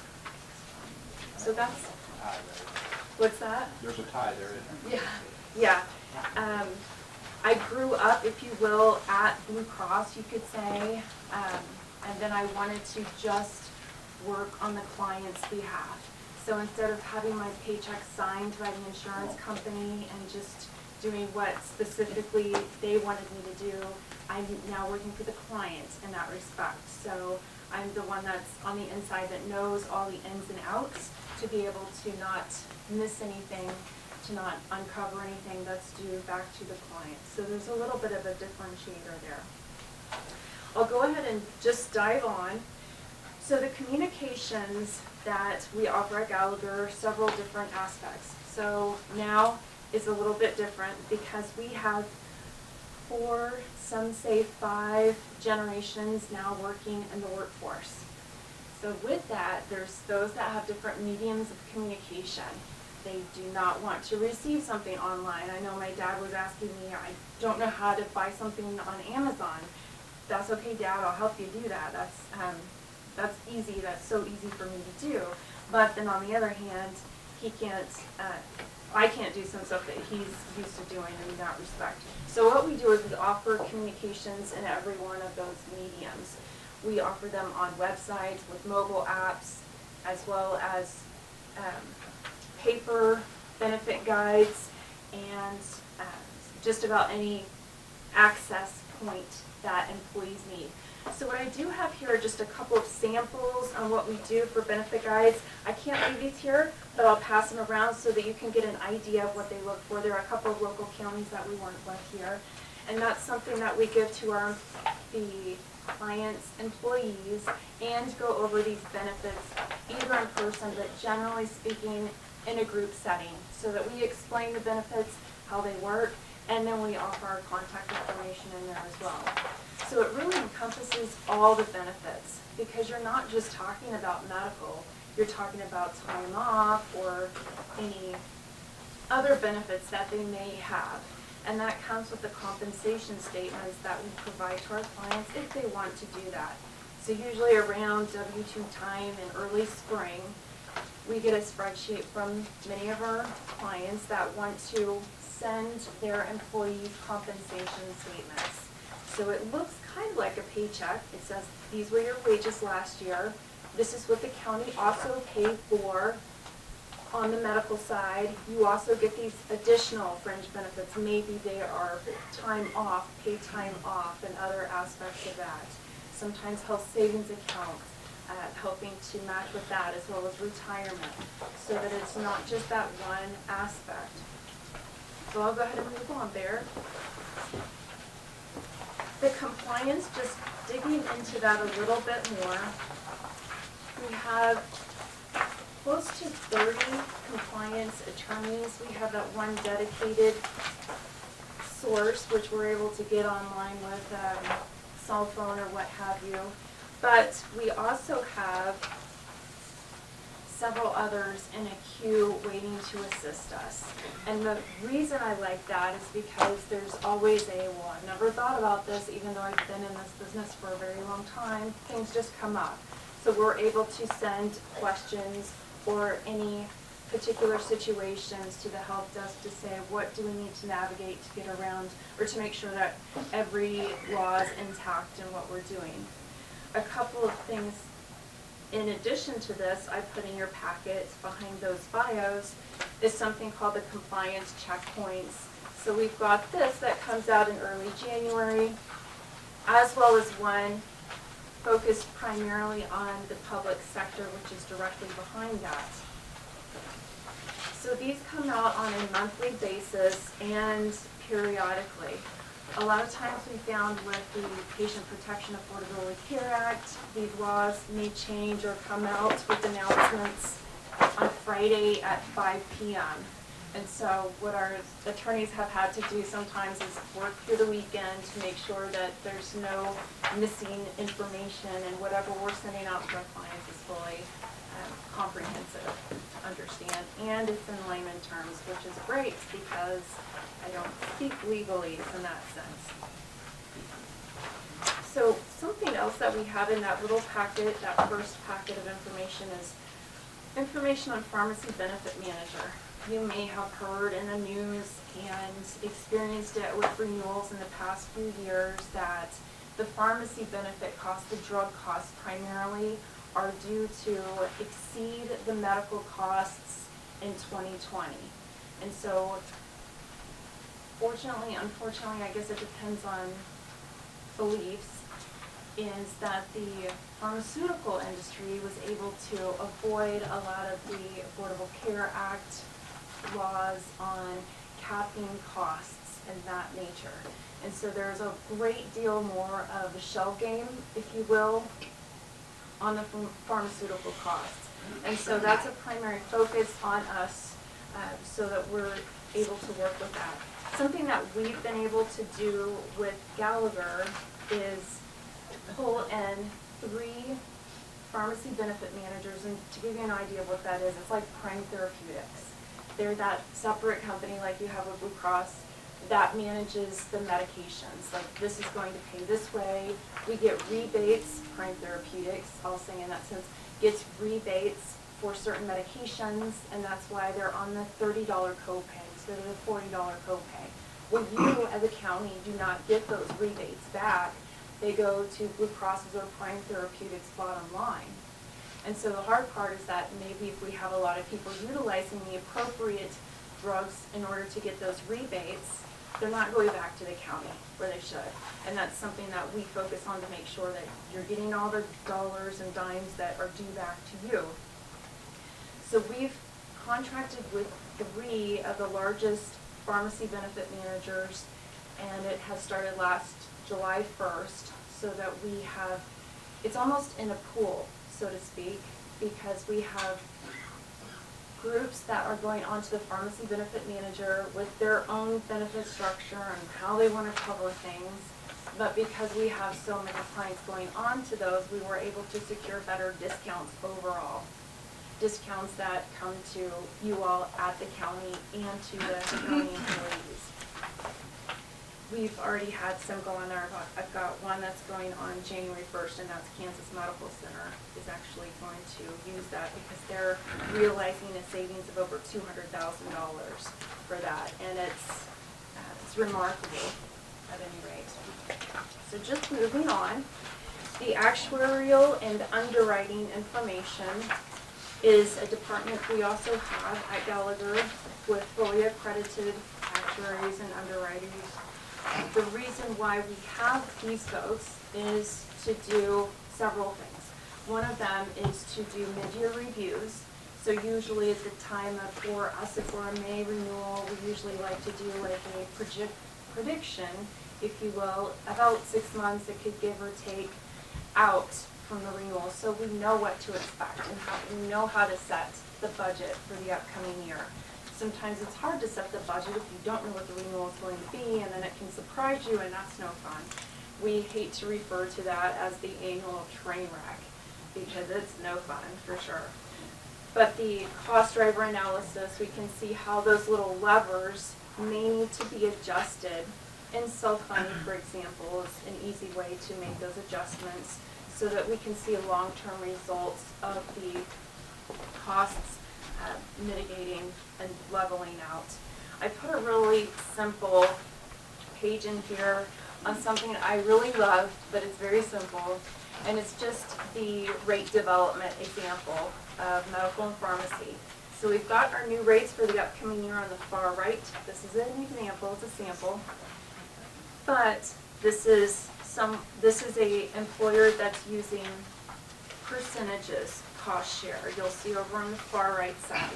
So what I can do just in my office is click the up or down if we want to adjust that in any way to see, okay, our budget is coming in at this amount of money. So we need to make slight adjustments so that we're finding a happy medium for both the employees and the employer.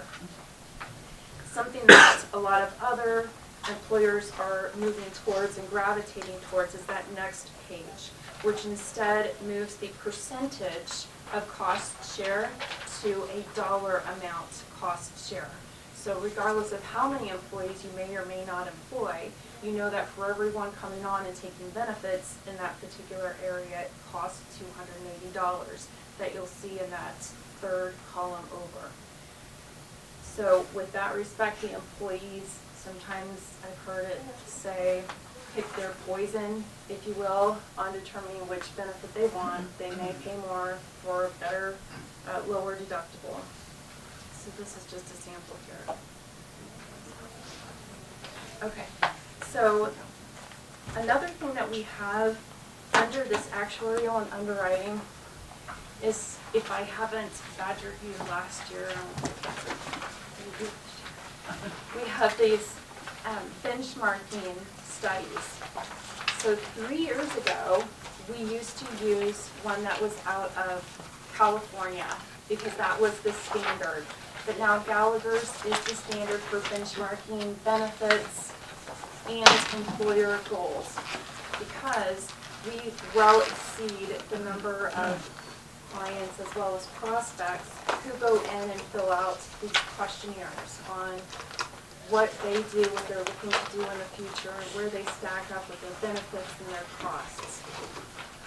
So now we're at the standard of, and this one just came out with the survey results for 2018. So we have 464 public entities that have participated, but overall, over 4,000 employer groups that have participated. 37% of which are our size of business here, employer, and then 20% of those are in our region or regional area that we put that together. So I like this because it says, okay, well, these are what other employers are doing. These are things that we may need to be focusing on, or if not, let's at least look to see what others are looking on, because maybe we're missing something. We always look at this as well to see if there's anything that we need to focus on as well. So there's a lot of information in there. I'm looking at that as I was grading, but I've also got one in here that is specific industry addendum for public entities. So that's directly paper clipped behind this, the first one, that's the overall. So for the public entities, we've got 32% respondents that are counties, and then 41% of those are in our size bracket of employer groups. We have several throughout the country that are unionized. I'm guessing that's not the case here. Or if I'm so some of the things in here that I may be missing the mark on, but tell me if I'm wrong, but may want to look at considering a consumer-driven health plan to offer with a health savings account, so that there's that choice here. Possibly, that's one that's offered frequently at other county employer groups. And then also, you'll see on that page 4 in there that about 53% of those are self-insured. So something else that we're going to be talking about today.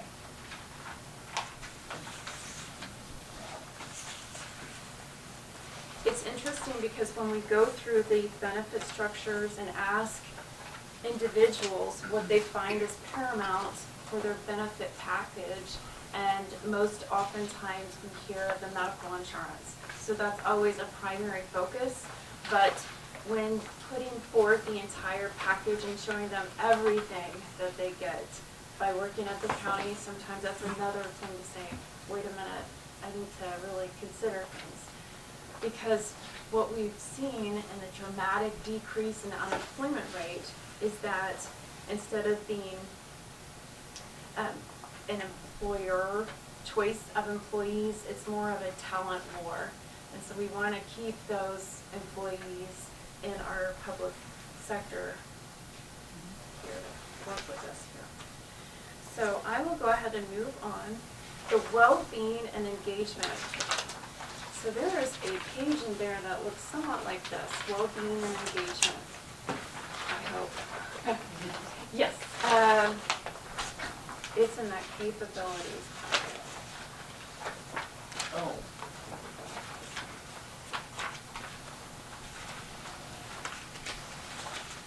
So It's still in that first packet of information she was going through. It's just on page 9. Yes, thank you. Yep.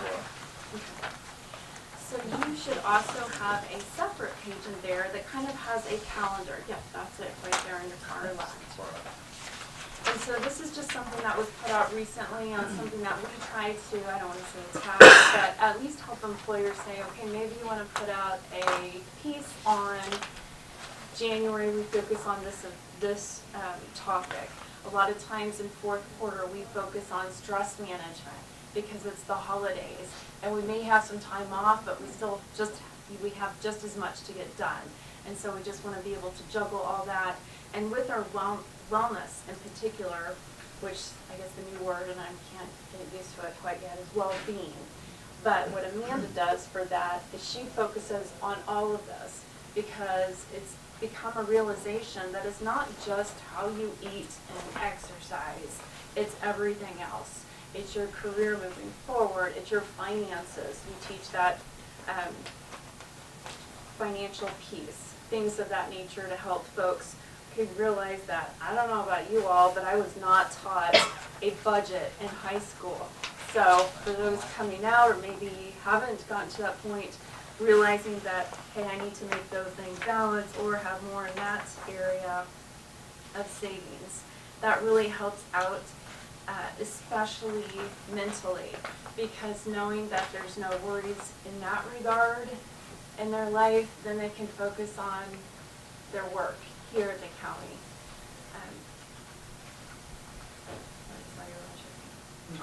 Okay. Pushing my glasses on.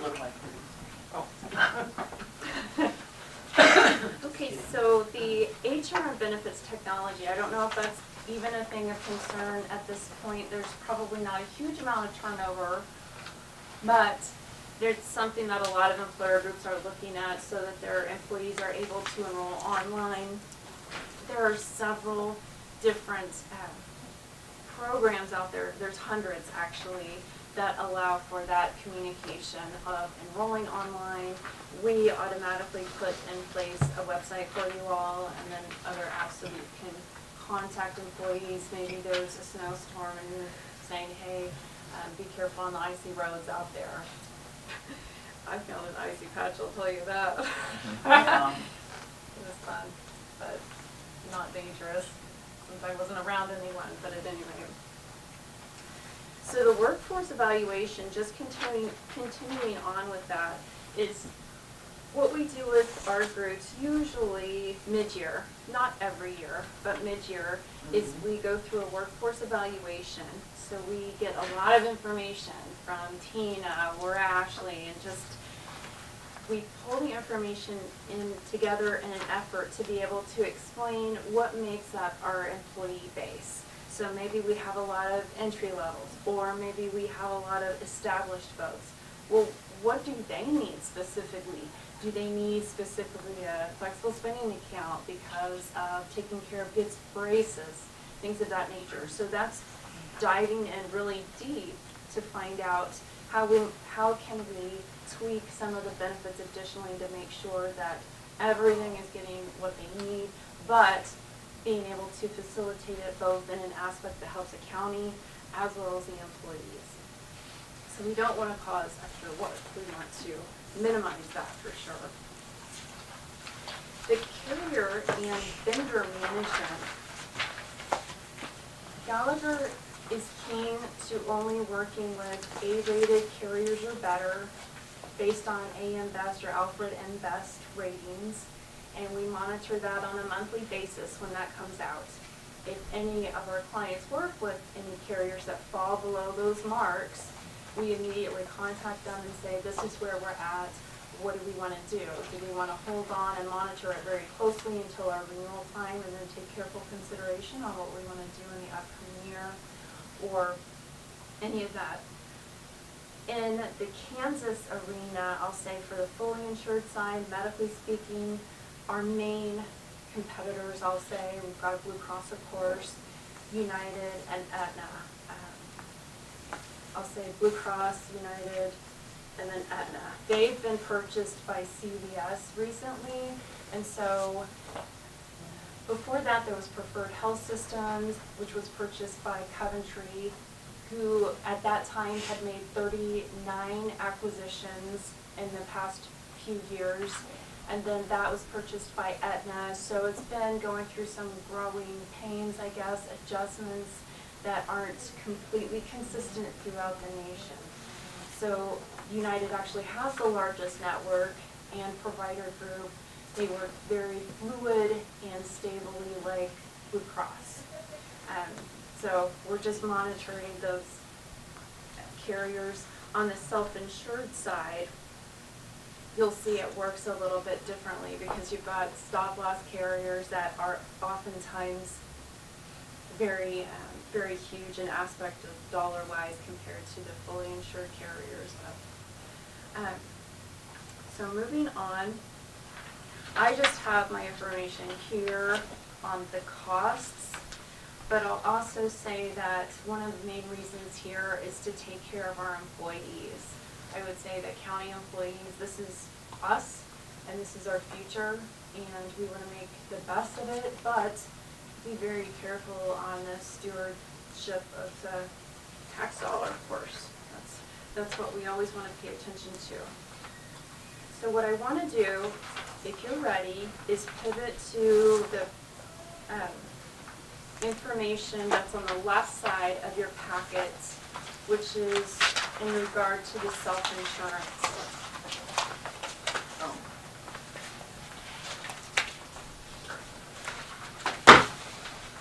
So have you all learned a great deal about self-insurance? And okay, so what I've got is sort of the basics, and it can go beyond that too. It's actually simpler. It's hard to realize that at first, but it's simpler than fully insured. Fully insured, you pay one premium, you get what you get. You could use it a whole lot more than you pay the insurance carrier in premium, or you could pay it a whole lot less, regardless the insurance carrier is keeping whatever they're making in profits. So that's the main difference there. So what I'd like to go over on the self-insurance portion is go over some basics, including glossary terms for back in school, and then talk about some drivers and why that might make sense moving forward. So some glossary items that we've got here: expected claims. So when an insurance company or underwriter group determines what expected claims are, they typically use your past year, 2 years, 3 years sometimes experience to determine what to expect in the future. It may or may not have any relevance on what actually does happen, but that's the only thing they can base their upcoming claims on.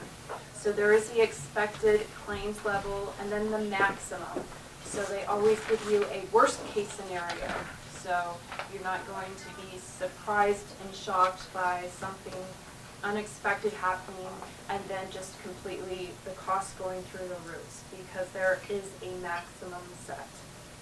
The maximum is based typically on 125%, so 25% more than what they expect to happen, and then that's that for the year. There's also incurred but not reported. You may have heard that term from Blue Cross before. So those are claims that have happened, but they just haven't been submitted yet to the insurance company. And that's just based on actuarial terms, and as far as hospitals usually submit claims a little bit later.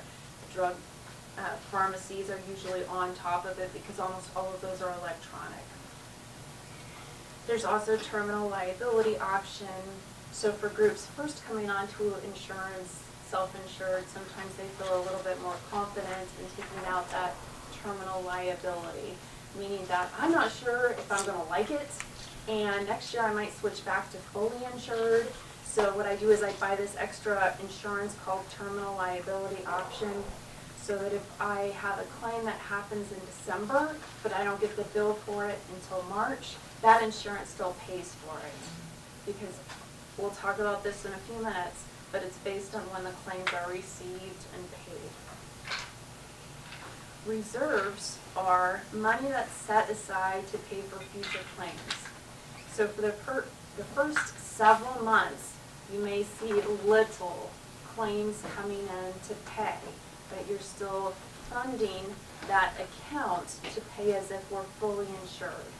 Because when those start trickling in, then we use that account to pay for that. And so we've got our ERISA, and that's the Employee Retirement Act of 1974. And then the third-party administrator is typically the company that accepts the claims, processes them with the network discounts, and then pays them to apply that discount from the insurance company.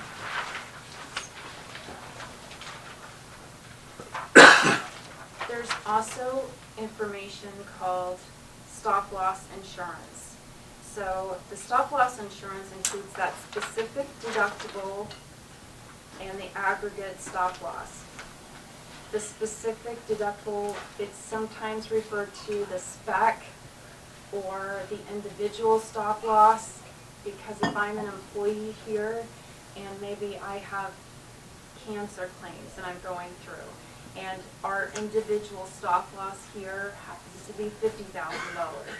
Well, my cost claims stop at 50, and then that's when that reinsurance carrier picks up after that on each specific person. And then there is an aggregate for all the individuals, including those specific individuals. So for all the claim costs, there's that maximum aggregate stop loss.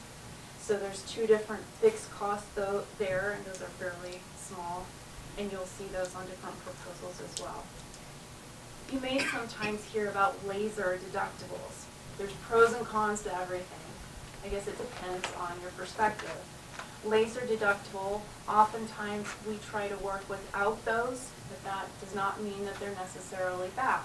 Because if I have been going through cancer and then my doctor clears me, not expected to have much or anything, maybe it was removed, and the stop-loss carrier puts a laser on me, that only means that I might have a $100,000 stop loss while the others have a 50. But in that situation, oftentimes we think that I'm very likely not going to have additional claims due to that specific diagnosis, so we're okay with that. And then secondly, based on actuarial results, only a little over 20% of those lasers actually come to fruition. So we could say we're not doing a laser and pay the higher fixed costs unnecessarily, or we could take the laser, pay a lower fixed costs with the good assumption that I'm not going to have those high claims again. But ultimately, it's the county's decision. There's also something called monthly accommodation, and that comes into play when clients, and we often use this monthly accommodation, prefer to not have a taxing, if you will, on the cash flow. Because if I come in and have perhaps maybe hemophilia in January, so I'm going to hit that aggregate, I'm going to cause the county to hit that aggregate. I'm talking about worst case scenarios, so I don't want to scare you all, or as our compliance says, we scare because we care, like Monsters, Inc. Anyway, so if we have a super high claims coming in for the first part of the year, instead of having that hit all at once in January, what that monthly accommodation does is it averages that cost out to at most 1/12 a cost per month. Okay, so why would we want to self-insure? A lot of times it's to have more control, and so that if there's any savings, it's immediately received by the county instead of the insurance company. And so another reason is to provide full claims data. There's oftentimes clients, they don't want to see everyone's individual information, and that's fine. We break that down into aggregate information. So maybe we have higher utilizations on emergency rooms. How do we want to curtail that? Do we want to have it more accessible for our employees to come during work hours? And so there's a couple of ways to self-administer. One of them is to use an insurance company like Blue Cross or United or Aetna, and they do the full gamut of services for you. So they do the third-party administration, they do the network, and they get the pharmacy benefits, which you may or may not get the rebates for. Or you can separate some of those out. Again, pros and cons. It's easy to do it that way. Oftentimes we call that self-insurance light because you are able to get some savings, but sometimes there's just as much cost to doing it the way you are now compared to that way. If you look at some insurance companies that offer self-insured plan alongside your current benefits, you may find the cost to be higher. And that's because they rate those differently. But another reason is because of how they separate their contracts, and we'll get to that in just a moment. So by separating it out, by having a third-party administrator process and pay the claims according to the network that you choose with the discounts that you want, and having the card, their insurance card, instead of saying insured by Blue Cross, they're insured by Marion County. So there's a little bit of a difference there, and usually that's well taken. Employees may ask, well, who is my insurance company? Well, we are. We're insuring you all. We're in it all together here. You'll also see on that page 6 there a couple of, I guess, a graph, if you will. The fully insured, you pay the premium regardless of how much it costs. On the claim side, that's what you pay. It's going to be a surprise at the renewal, and that's the basically package deal there. And then the self-funding. What we're finding about now is we've got those fixed costs, which are at the bottom two, the stop-loss premiums and the administrative services. And then you've got the variable costs. Variable costs are oftentimes where we're going to see the savings. So you've got the actual savings, of course, and then the claims payment. You'll also see, just moving on there,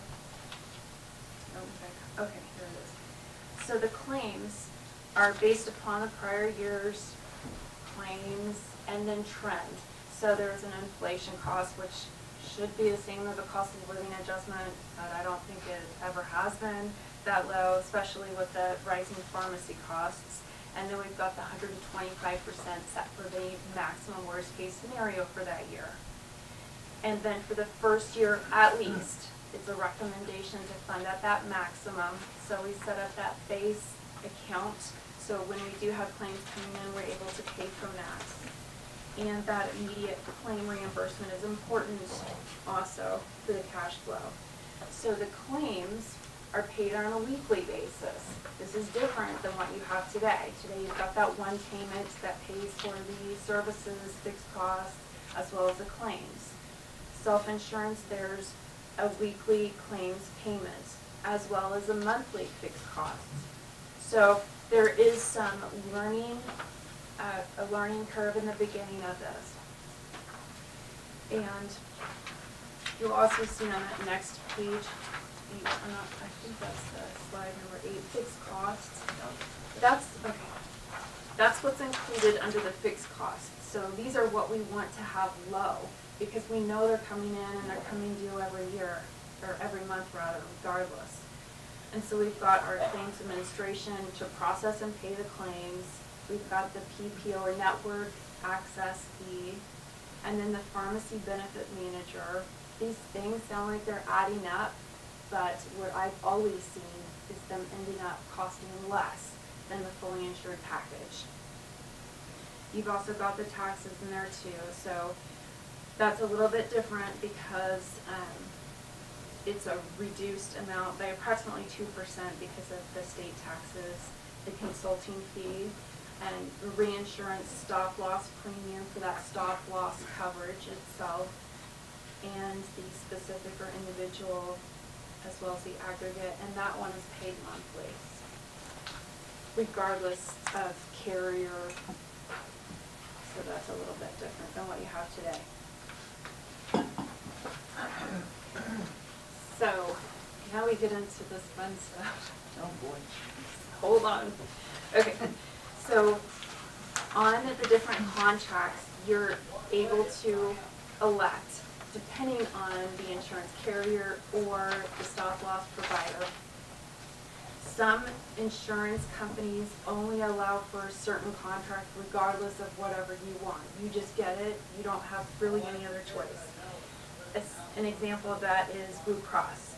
So before I get into that, let me explain what this 12-12 contract is. So a 12-12 just means that first part of that equation, if you will, are any claims that happen in that 12-month period.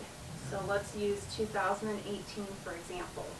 Any claims that occur in 2018 must also be paid in that 2018. So the incurred is that first part of the 12, and the paid is that second part of the 12. So they're incurred in 2018, those 12 months, and then they must be paid in those 12 months of 2018. That's the cheapest contract on the market. And it's only looked at the first year of going from a fully insured to a self-insured contract. You don't want to continue on that because then coming in December, they're not going to be received in the calendar year of 2019. They're going to be received usually a month or so after that. So you need to have that protection that comes in afterwards. That's when you move into those other contract types. So that next page that talks about a 1224. Now this is a little bit different, and this is not what we're talking about here, but this is when a self-insured plan decides they've had enough fun and they're getting smaller, or it's not to the point where they want to do this anymore. It's when they want to go from a self-insured plan back to a fully insured. And there's reasons for that sometimes it's just not the right fit for some groups. And so in that sense, they have what's called that 1224. So what that means is that contract will pay anything in that 12 months of 2018, and it ends, they're going fully insured 2019, but that contract continues to pay any run-out claims. Those run-outs is what those claims are called. So what we are somewhat considering is that the next page, which is the 2412 rather. 2412. So the first year, 2019, we may consider doing a 1212. That means anything that's incurred and paid in that same year is incurred and paid. But then once that 2019 year ends, then we switch to something like a 2412, which means that anything that happened in 2019 is paid in 2020 throughout that year, because we want that protection. That's what you have, somewhat similar to what you have now with Blue Cross. Now, how does this jeopardize your position with any network providers? Well, they're in the network and they've agreed to the contract to be able to accept those claims in that timely basis. So we make sure that there's no gaps, if you will, to expose the county to any of those risks. That's not what we want. I don't want those calls, so we avoid that with everything we've got. So the pitfalls, we always go into pitfalls and then the good points too. So pitfalls, liability is unlimited for the claims paid after that stop loss contract ends. And that's why we avoid that with proper contract positioning of that 2412. Disclosure of all known large claims must be provided to the stop loss carrier. So when considering self-insurance options, we'll usually have to do what's called a disclosure statement, which is, typically done in the beginning of March if we're a May renewal, and it's really something that, if any claims are known to be upcoming. For example, the person that will be dedicated to paying those claims may know that I have cancer treatments that I'm going through. So they will put on that disclosure statement, Sally Teacher is going through cancer treatments, and that's what that is. And then the lasers we discussed, if maybe that doesn't make sense. What we do at Gallagher is we make sure that proper stop loss agreements are set up based on our size, what makes sense. Maybe for us, a smaller deductible for each person on the claims exposure side makes sense. Usually maybe around 25 if we're around 105 contracts is a good place to start. We don't want to be too crazy. We're just testing the waters here. We want to make sure what we're doing is appropriate. And then we recommend the monthly premium rates as well, because you will be used to seeing that one premium, and then you'll be getting these different fees itemized out. You want to make sure that what you're charging or setting those rates at is consistent and appropriate for what we're doing. We like to do the mid-year projections, so this depends on what works best for you when you're setting that budget. And we want to make sure that we're able to best determine how to plan for the future with those costs. I always like to know what's happening. My son told me today, if you're getting me something for Christmas, don't tell me this time. I always like to plan. Like, I am the most planned out person there is, but I guess it's not for everybody. But knowing what the costs are going to be is the real benefit, so that we can make appropriate adjustments with those costs. So a couple things I want to really be sure to hit on. The reason why we want to do this is because we're able to minimize future costs. Now, I do want to mention that I think I forgot to say earlier, when we switch from a 12-12 the first year and we go to a 24-12, you should expect about a 17% increase in the claims costs and the stop loss premiums, because you're covering that wider time frame. And so that's something that we hit on several times, so that when next year rolls around and we're getting that percent increase, then it's like, okay, wait, I remember you telling me that, because the first year 12-12, those rates are smoking, as they should be, because you're just covering that one time frame. And then, okay, so let me see here. If I'm speaking correctly, you all have a fairly consistent employee base, not huge turnover, and okay, good. So that's a good setup for this. Financially speaking, tax advantages, you avoid the Affordable Care Act tax, state premium tax of about 2%, and the medical loss ratio requirements. Also, pros and cons of administration. Pros, it's controlled by you all, and you can change the administrator without disruption of claims, and there's more flexibility in the plan, overall speaking. You all own the claims and the data that comes with that, so that's available almost too much. So whatever your threshold is, you can get that, but at least if not meet on a monthly basis, a quarterly is appropriate to see where things are and where they're going. Okay, cash flow fluctuation, that's a reason to set up that monthly accommodation. So if there is a huge claims coming in for 1 month, you don't get hit, and that doesn't stifle the cash flow. There is responsibility for reporting 60/50 60-56 reporting, but that's helped out oftentimes by the third-party administrator. And then, okay, so we've had some groups start off their first year on self-insurance and they weren't sure. And so they did opt to have that terminal liability insurance.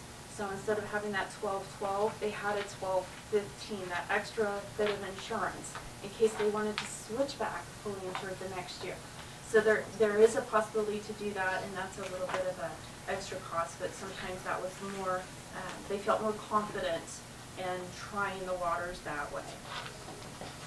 There is a separate banking arrangement because you want to separate that claims that way in order to pay claims as well as the fixed costs, so everything is kept straight. There's no muddying of waters. It's easier to do it that way. And then the annual projection rate. Okay, I've got 8 minutes. I hope. What I really wanted to talk to you about today is that among all these other things, is that I don't know if the county helps pay in any way the local hospitals or providers. Maybe there are some funds that go to help pay for St. Luke or Hillsborough Hospital. There may or may not be, but we have a couple of other domestic networks that we work with. That's what I'm going to talk to you about for just a minute. With Russell County, Coffee County is another one, and the purpose for a domestic network is to keep the population of Marion County employees in Marion County when they're getting their treatments, whether to go to the hospital or to go to the doctors, because it's keeping the money in Marion County. It's not a forced network by any means, but the domestic network offers savings oftentimes in claim costs because the claims may be oftentimes lower to seek a provider at St. Luke or Hillsborough hospitals or the local providers that they have associated with them. So there's the claim costs that are reduced on the county side and oftentimes on their side, because whatever they're paying out is accumulation on their co-pays, deductibles, maximum out of pocket and all that. So we have set that specifically up with at least those 2 counties are ones that I wanted to tell you about today to get a reference point. You can certainly ask them how that's worked for them. I can tell you that for Coffee County, I've worked with them on that for the past couple of years, and they saved significant money. They went from Blue Cross to self-insured. And I think that one of the things that, well, Angie's the county clerk, and then there's an HR gal there named Denise, and she'll say it's the right decision, but it was a lot of work at the beginning. So it is something to budget time-wise for as well. I put in a couple of examples here to see what a domestic network looks like. So on page for the number 23 slide. So PCN, this is an example of a third-party administrator network. There's also UMR, which owns United Healthcare. So those are a couple of third-party administrators that are able to have the nearly identical network to Blue Cross for the outside, what's called RAP network. But in Marion County, if you wanted to do this, and I'm not suggesting this, it's just an option. So you'll see on the left side of that, if they go to St. Luke or Hillsborough hospitals, there's a reduced deductible and less coinsurance for the employee to pay. Maximum out of pocket is reduced. This is just a sample. It's not anything you have to do, but it gives you the idea that if you have the RAP network, so say if, well, I live in Marion County, but I want to have my baby at Wesleyan or Wichita because my mom lives there. Well, I can do that, but then I have a higher deductible. It's still in network, and the deductible is nearly identical to what I have today. You, as the county, are able to now design what deductibles and co-pays you want. And the purpose of the steerage is, again, to keep the employees to get treatment here in Marion County and seek treatment. So just ideas here. And then another example of that is if you wanted to offer 2 options or 3 or 4. Another option is that slide 24, that has a slightly higher deductible and co-insurance. But still, that deductible and co-insurance set up on the St. Lugan Hillsborough Hospital network is close to what we have today. Only the maximum out of pocket is $1,000 less. So these are just ideas to think about, and we could also do a qualified high deductible health plan as well, in addition to these. So those are some ideas. Pharmacy benefit manager, this is where the money's at these days. As we learned, CVS purchased Aetna. That took over a year to come to fruition, so that's finally being worked out. But the network discounts for those are tremendous. You want to make sure that any rebates, you're getting the most that you can, because it comes back to the county. I would imagine that you're not receiving rebates now. Okay. And that's normal, but I believe so when we moved Coffee County to a self-insured, their drug plan, they wanted to keep exactly like what they had with Blue Cross. They did not want their employees to feel any different coming from Blue Cross to the self-insured plan. They were worried about the perception. And so we mirrored the drug benefit. And that first year, I believe the rebates came in close to about $30,000. Well, that was $30,000 that the county would not have received had they not done that. But then they started to make some adjustments so that things were better both sides, for the employee as well as for the county, when they can reap better rebates and savings there. So there's some other common questions and answers behind there that we put in place with a recommendation of someone that was coming from an HR standpoint and said, well, I know I'm going to get these kind of questions, and what are the answers to those? So what if I don't want to use the network? It's just like it is today. They have out-of-network benefits, but we would set up the network to be nearly identical to what it is today. What changes can be expected from operations? I'll tell you from Denise at Coffee County, she'll say, yes, it was the right decision, but it was a lot more time than I thought. So it is something to definitely keep that in mind. There's also additional considerations, but I do want to say that next steps, what would I be doing now? I don't know where you're all thinking, but I don't know if December's pretty full or not. I know there's a lot of time off usually with holidays. If it's something that you're wanting to dive into December, because you all renew in May, you can ask your Blue Cross rep for an early final, and they should be able to get you the renewal like the second week of December. That's not an unusual request to make. You're their business, so they should be accommodating that early final. If not, they should certainly be able to accommodate meeting and delivering the renewal the first or second meeting you have in January. At that time is when you can really get into the weeds of, let's compare these costs. Does this look right for us, or does this look right for us? What about the network? Are there any gaps there? What about the claims? We don't want to make sure we want to make sure nobody falls through the cracks. So I've talked a whole lot this past hour, and I've just reached my limit. I know. Is there any magical number for size of group? To be self-insured? Yeah. I see 200 now. 200 is really almost every group will be self-insured at 200, but oftentimes I have groups that are self-insured over 50 in size. Oh, really? It depends on the threshold of comfort, really. And once, it's like anything, there is a good degree of learning curve and time at first until you get good at it, just like anything. But then I think it's very appropriate for groups our size to be self-insured, counties especially.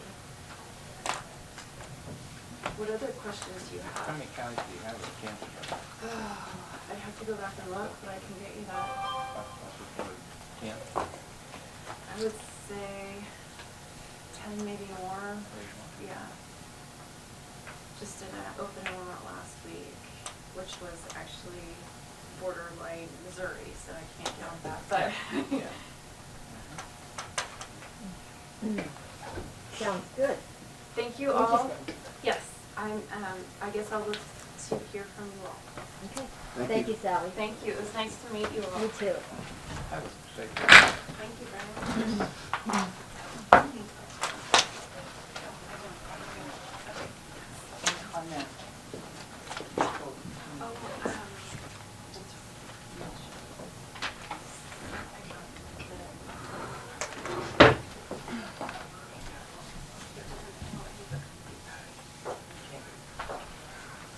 Thank you. Thank you. Have a good trip.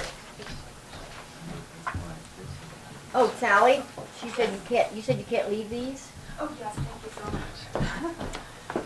There you go. Yeah. Okay, so that brings us down to the end of our agenda. So at this time, I'll ask if anybody in the public has any questions or anything they want to bring up. Well, I'd like to say that these cabinets, if we're going to go to 5-member board, and whenever they got these cabinets, I think need to go. Well, probably we'll have to. Something will have to give, probably. We'll see. We'll get to the decorating the room after with the board. So, okay. How does that work with a self-insured? Do you have to put up so much money in it up front? I'm not sure exactly Okay. how that works. If the commission is interested in going that way, that's getting down into the weeds that we'll have to figure out. But That sounds like Medicare. I don't know. Well, But I know a lot of These the are counties that are insurance. doing it do love it. The ones that I spoke to, the commissioners that I spoke to, they ultimately do save a lot of money. And the premiums are less and so on. So I thought it was really worth to at least hear some of the basics. Anybody else have anything else? Yes. I'd just like to read something off the Code of Conduct for Commissioners.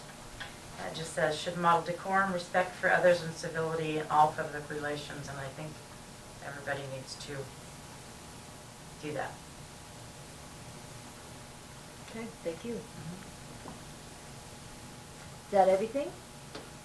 Okay, we're going to go into executive session to conduct interviews. I believe our gentlemen are out there, at least one. They're both out there? Okay.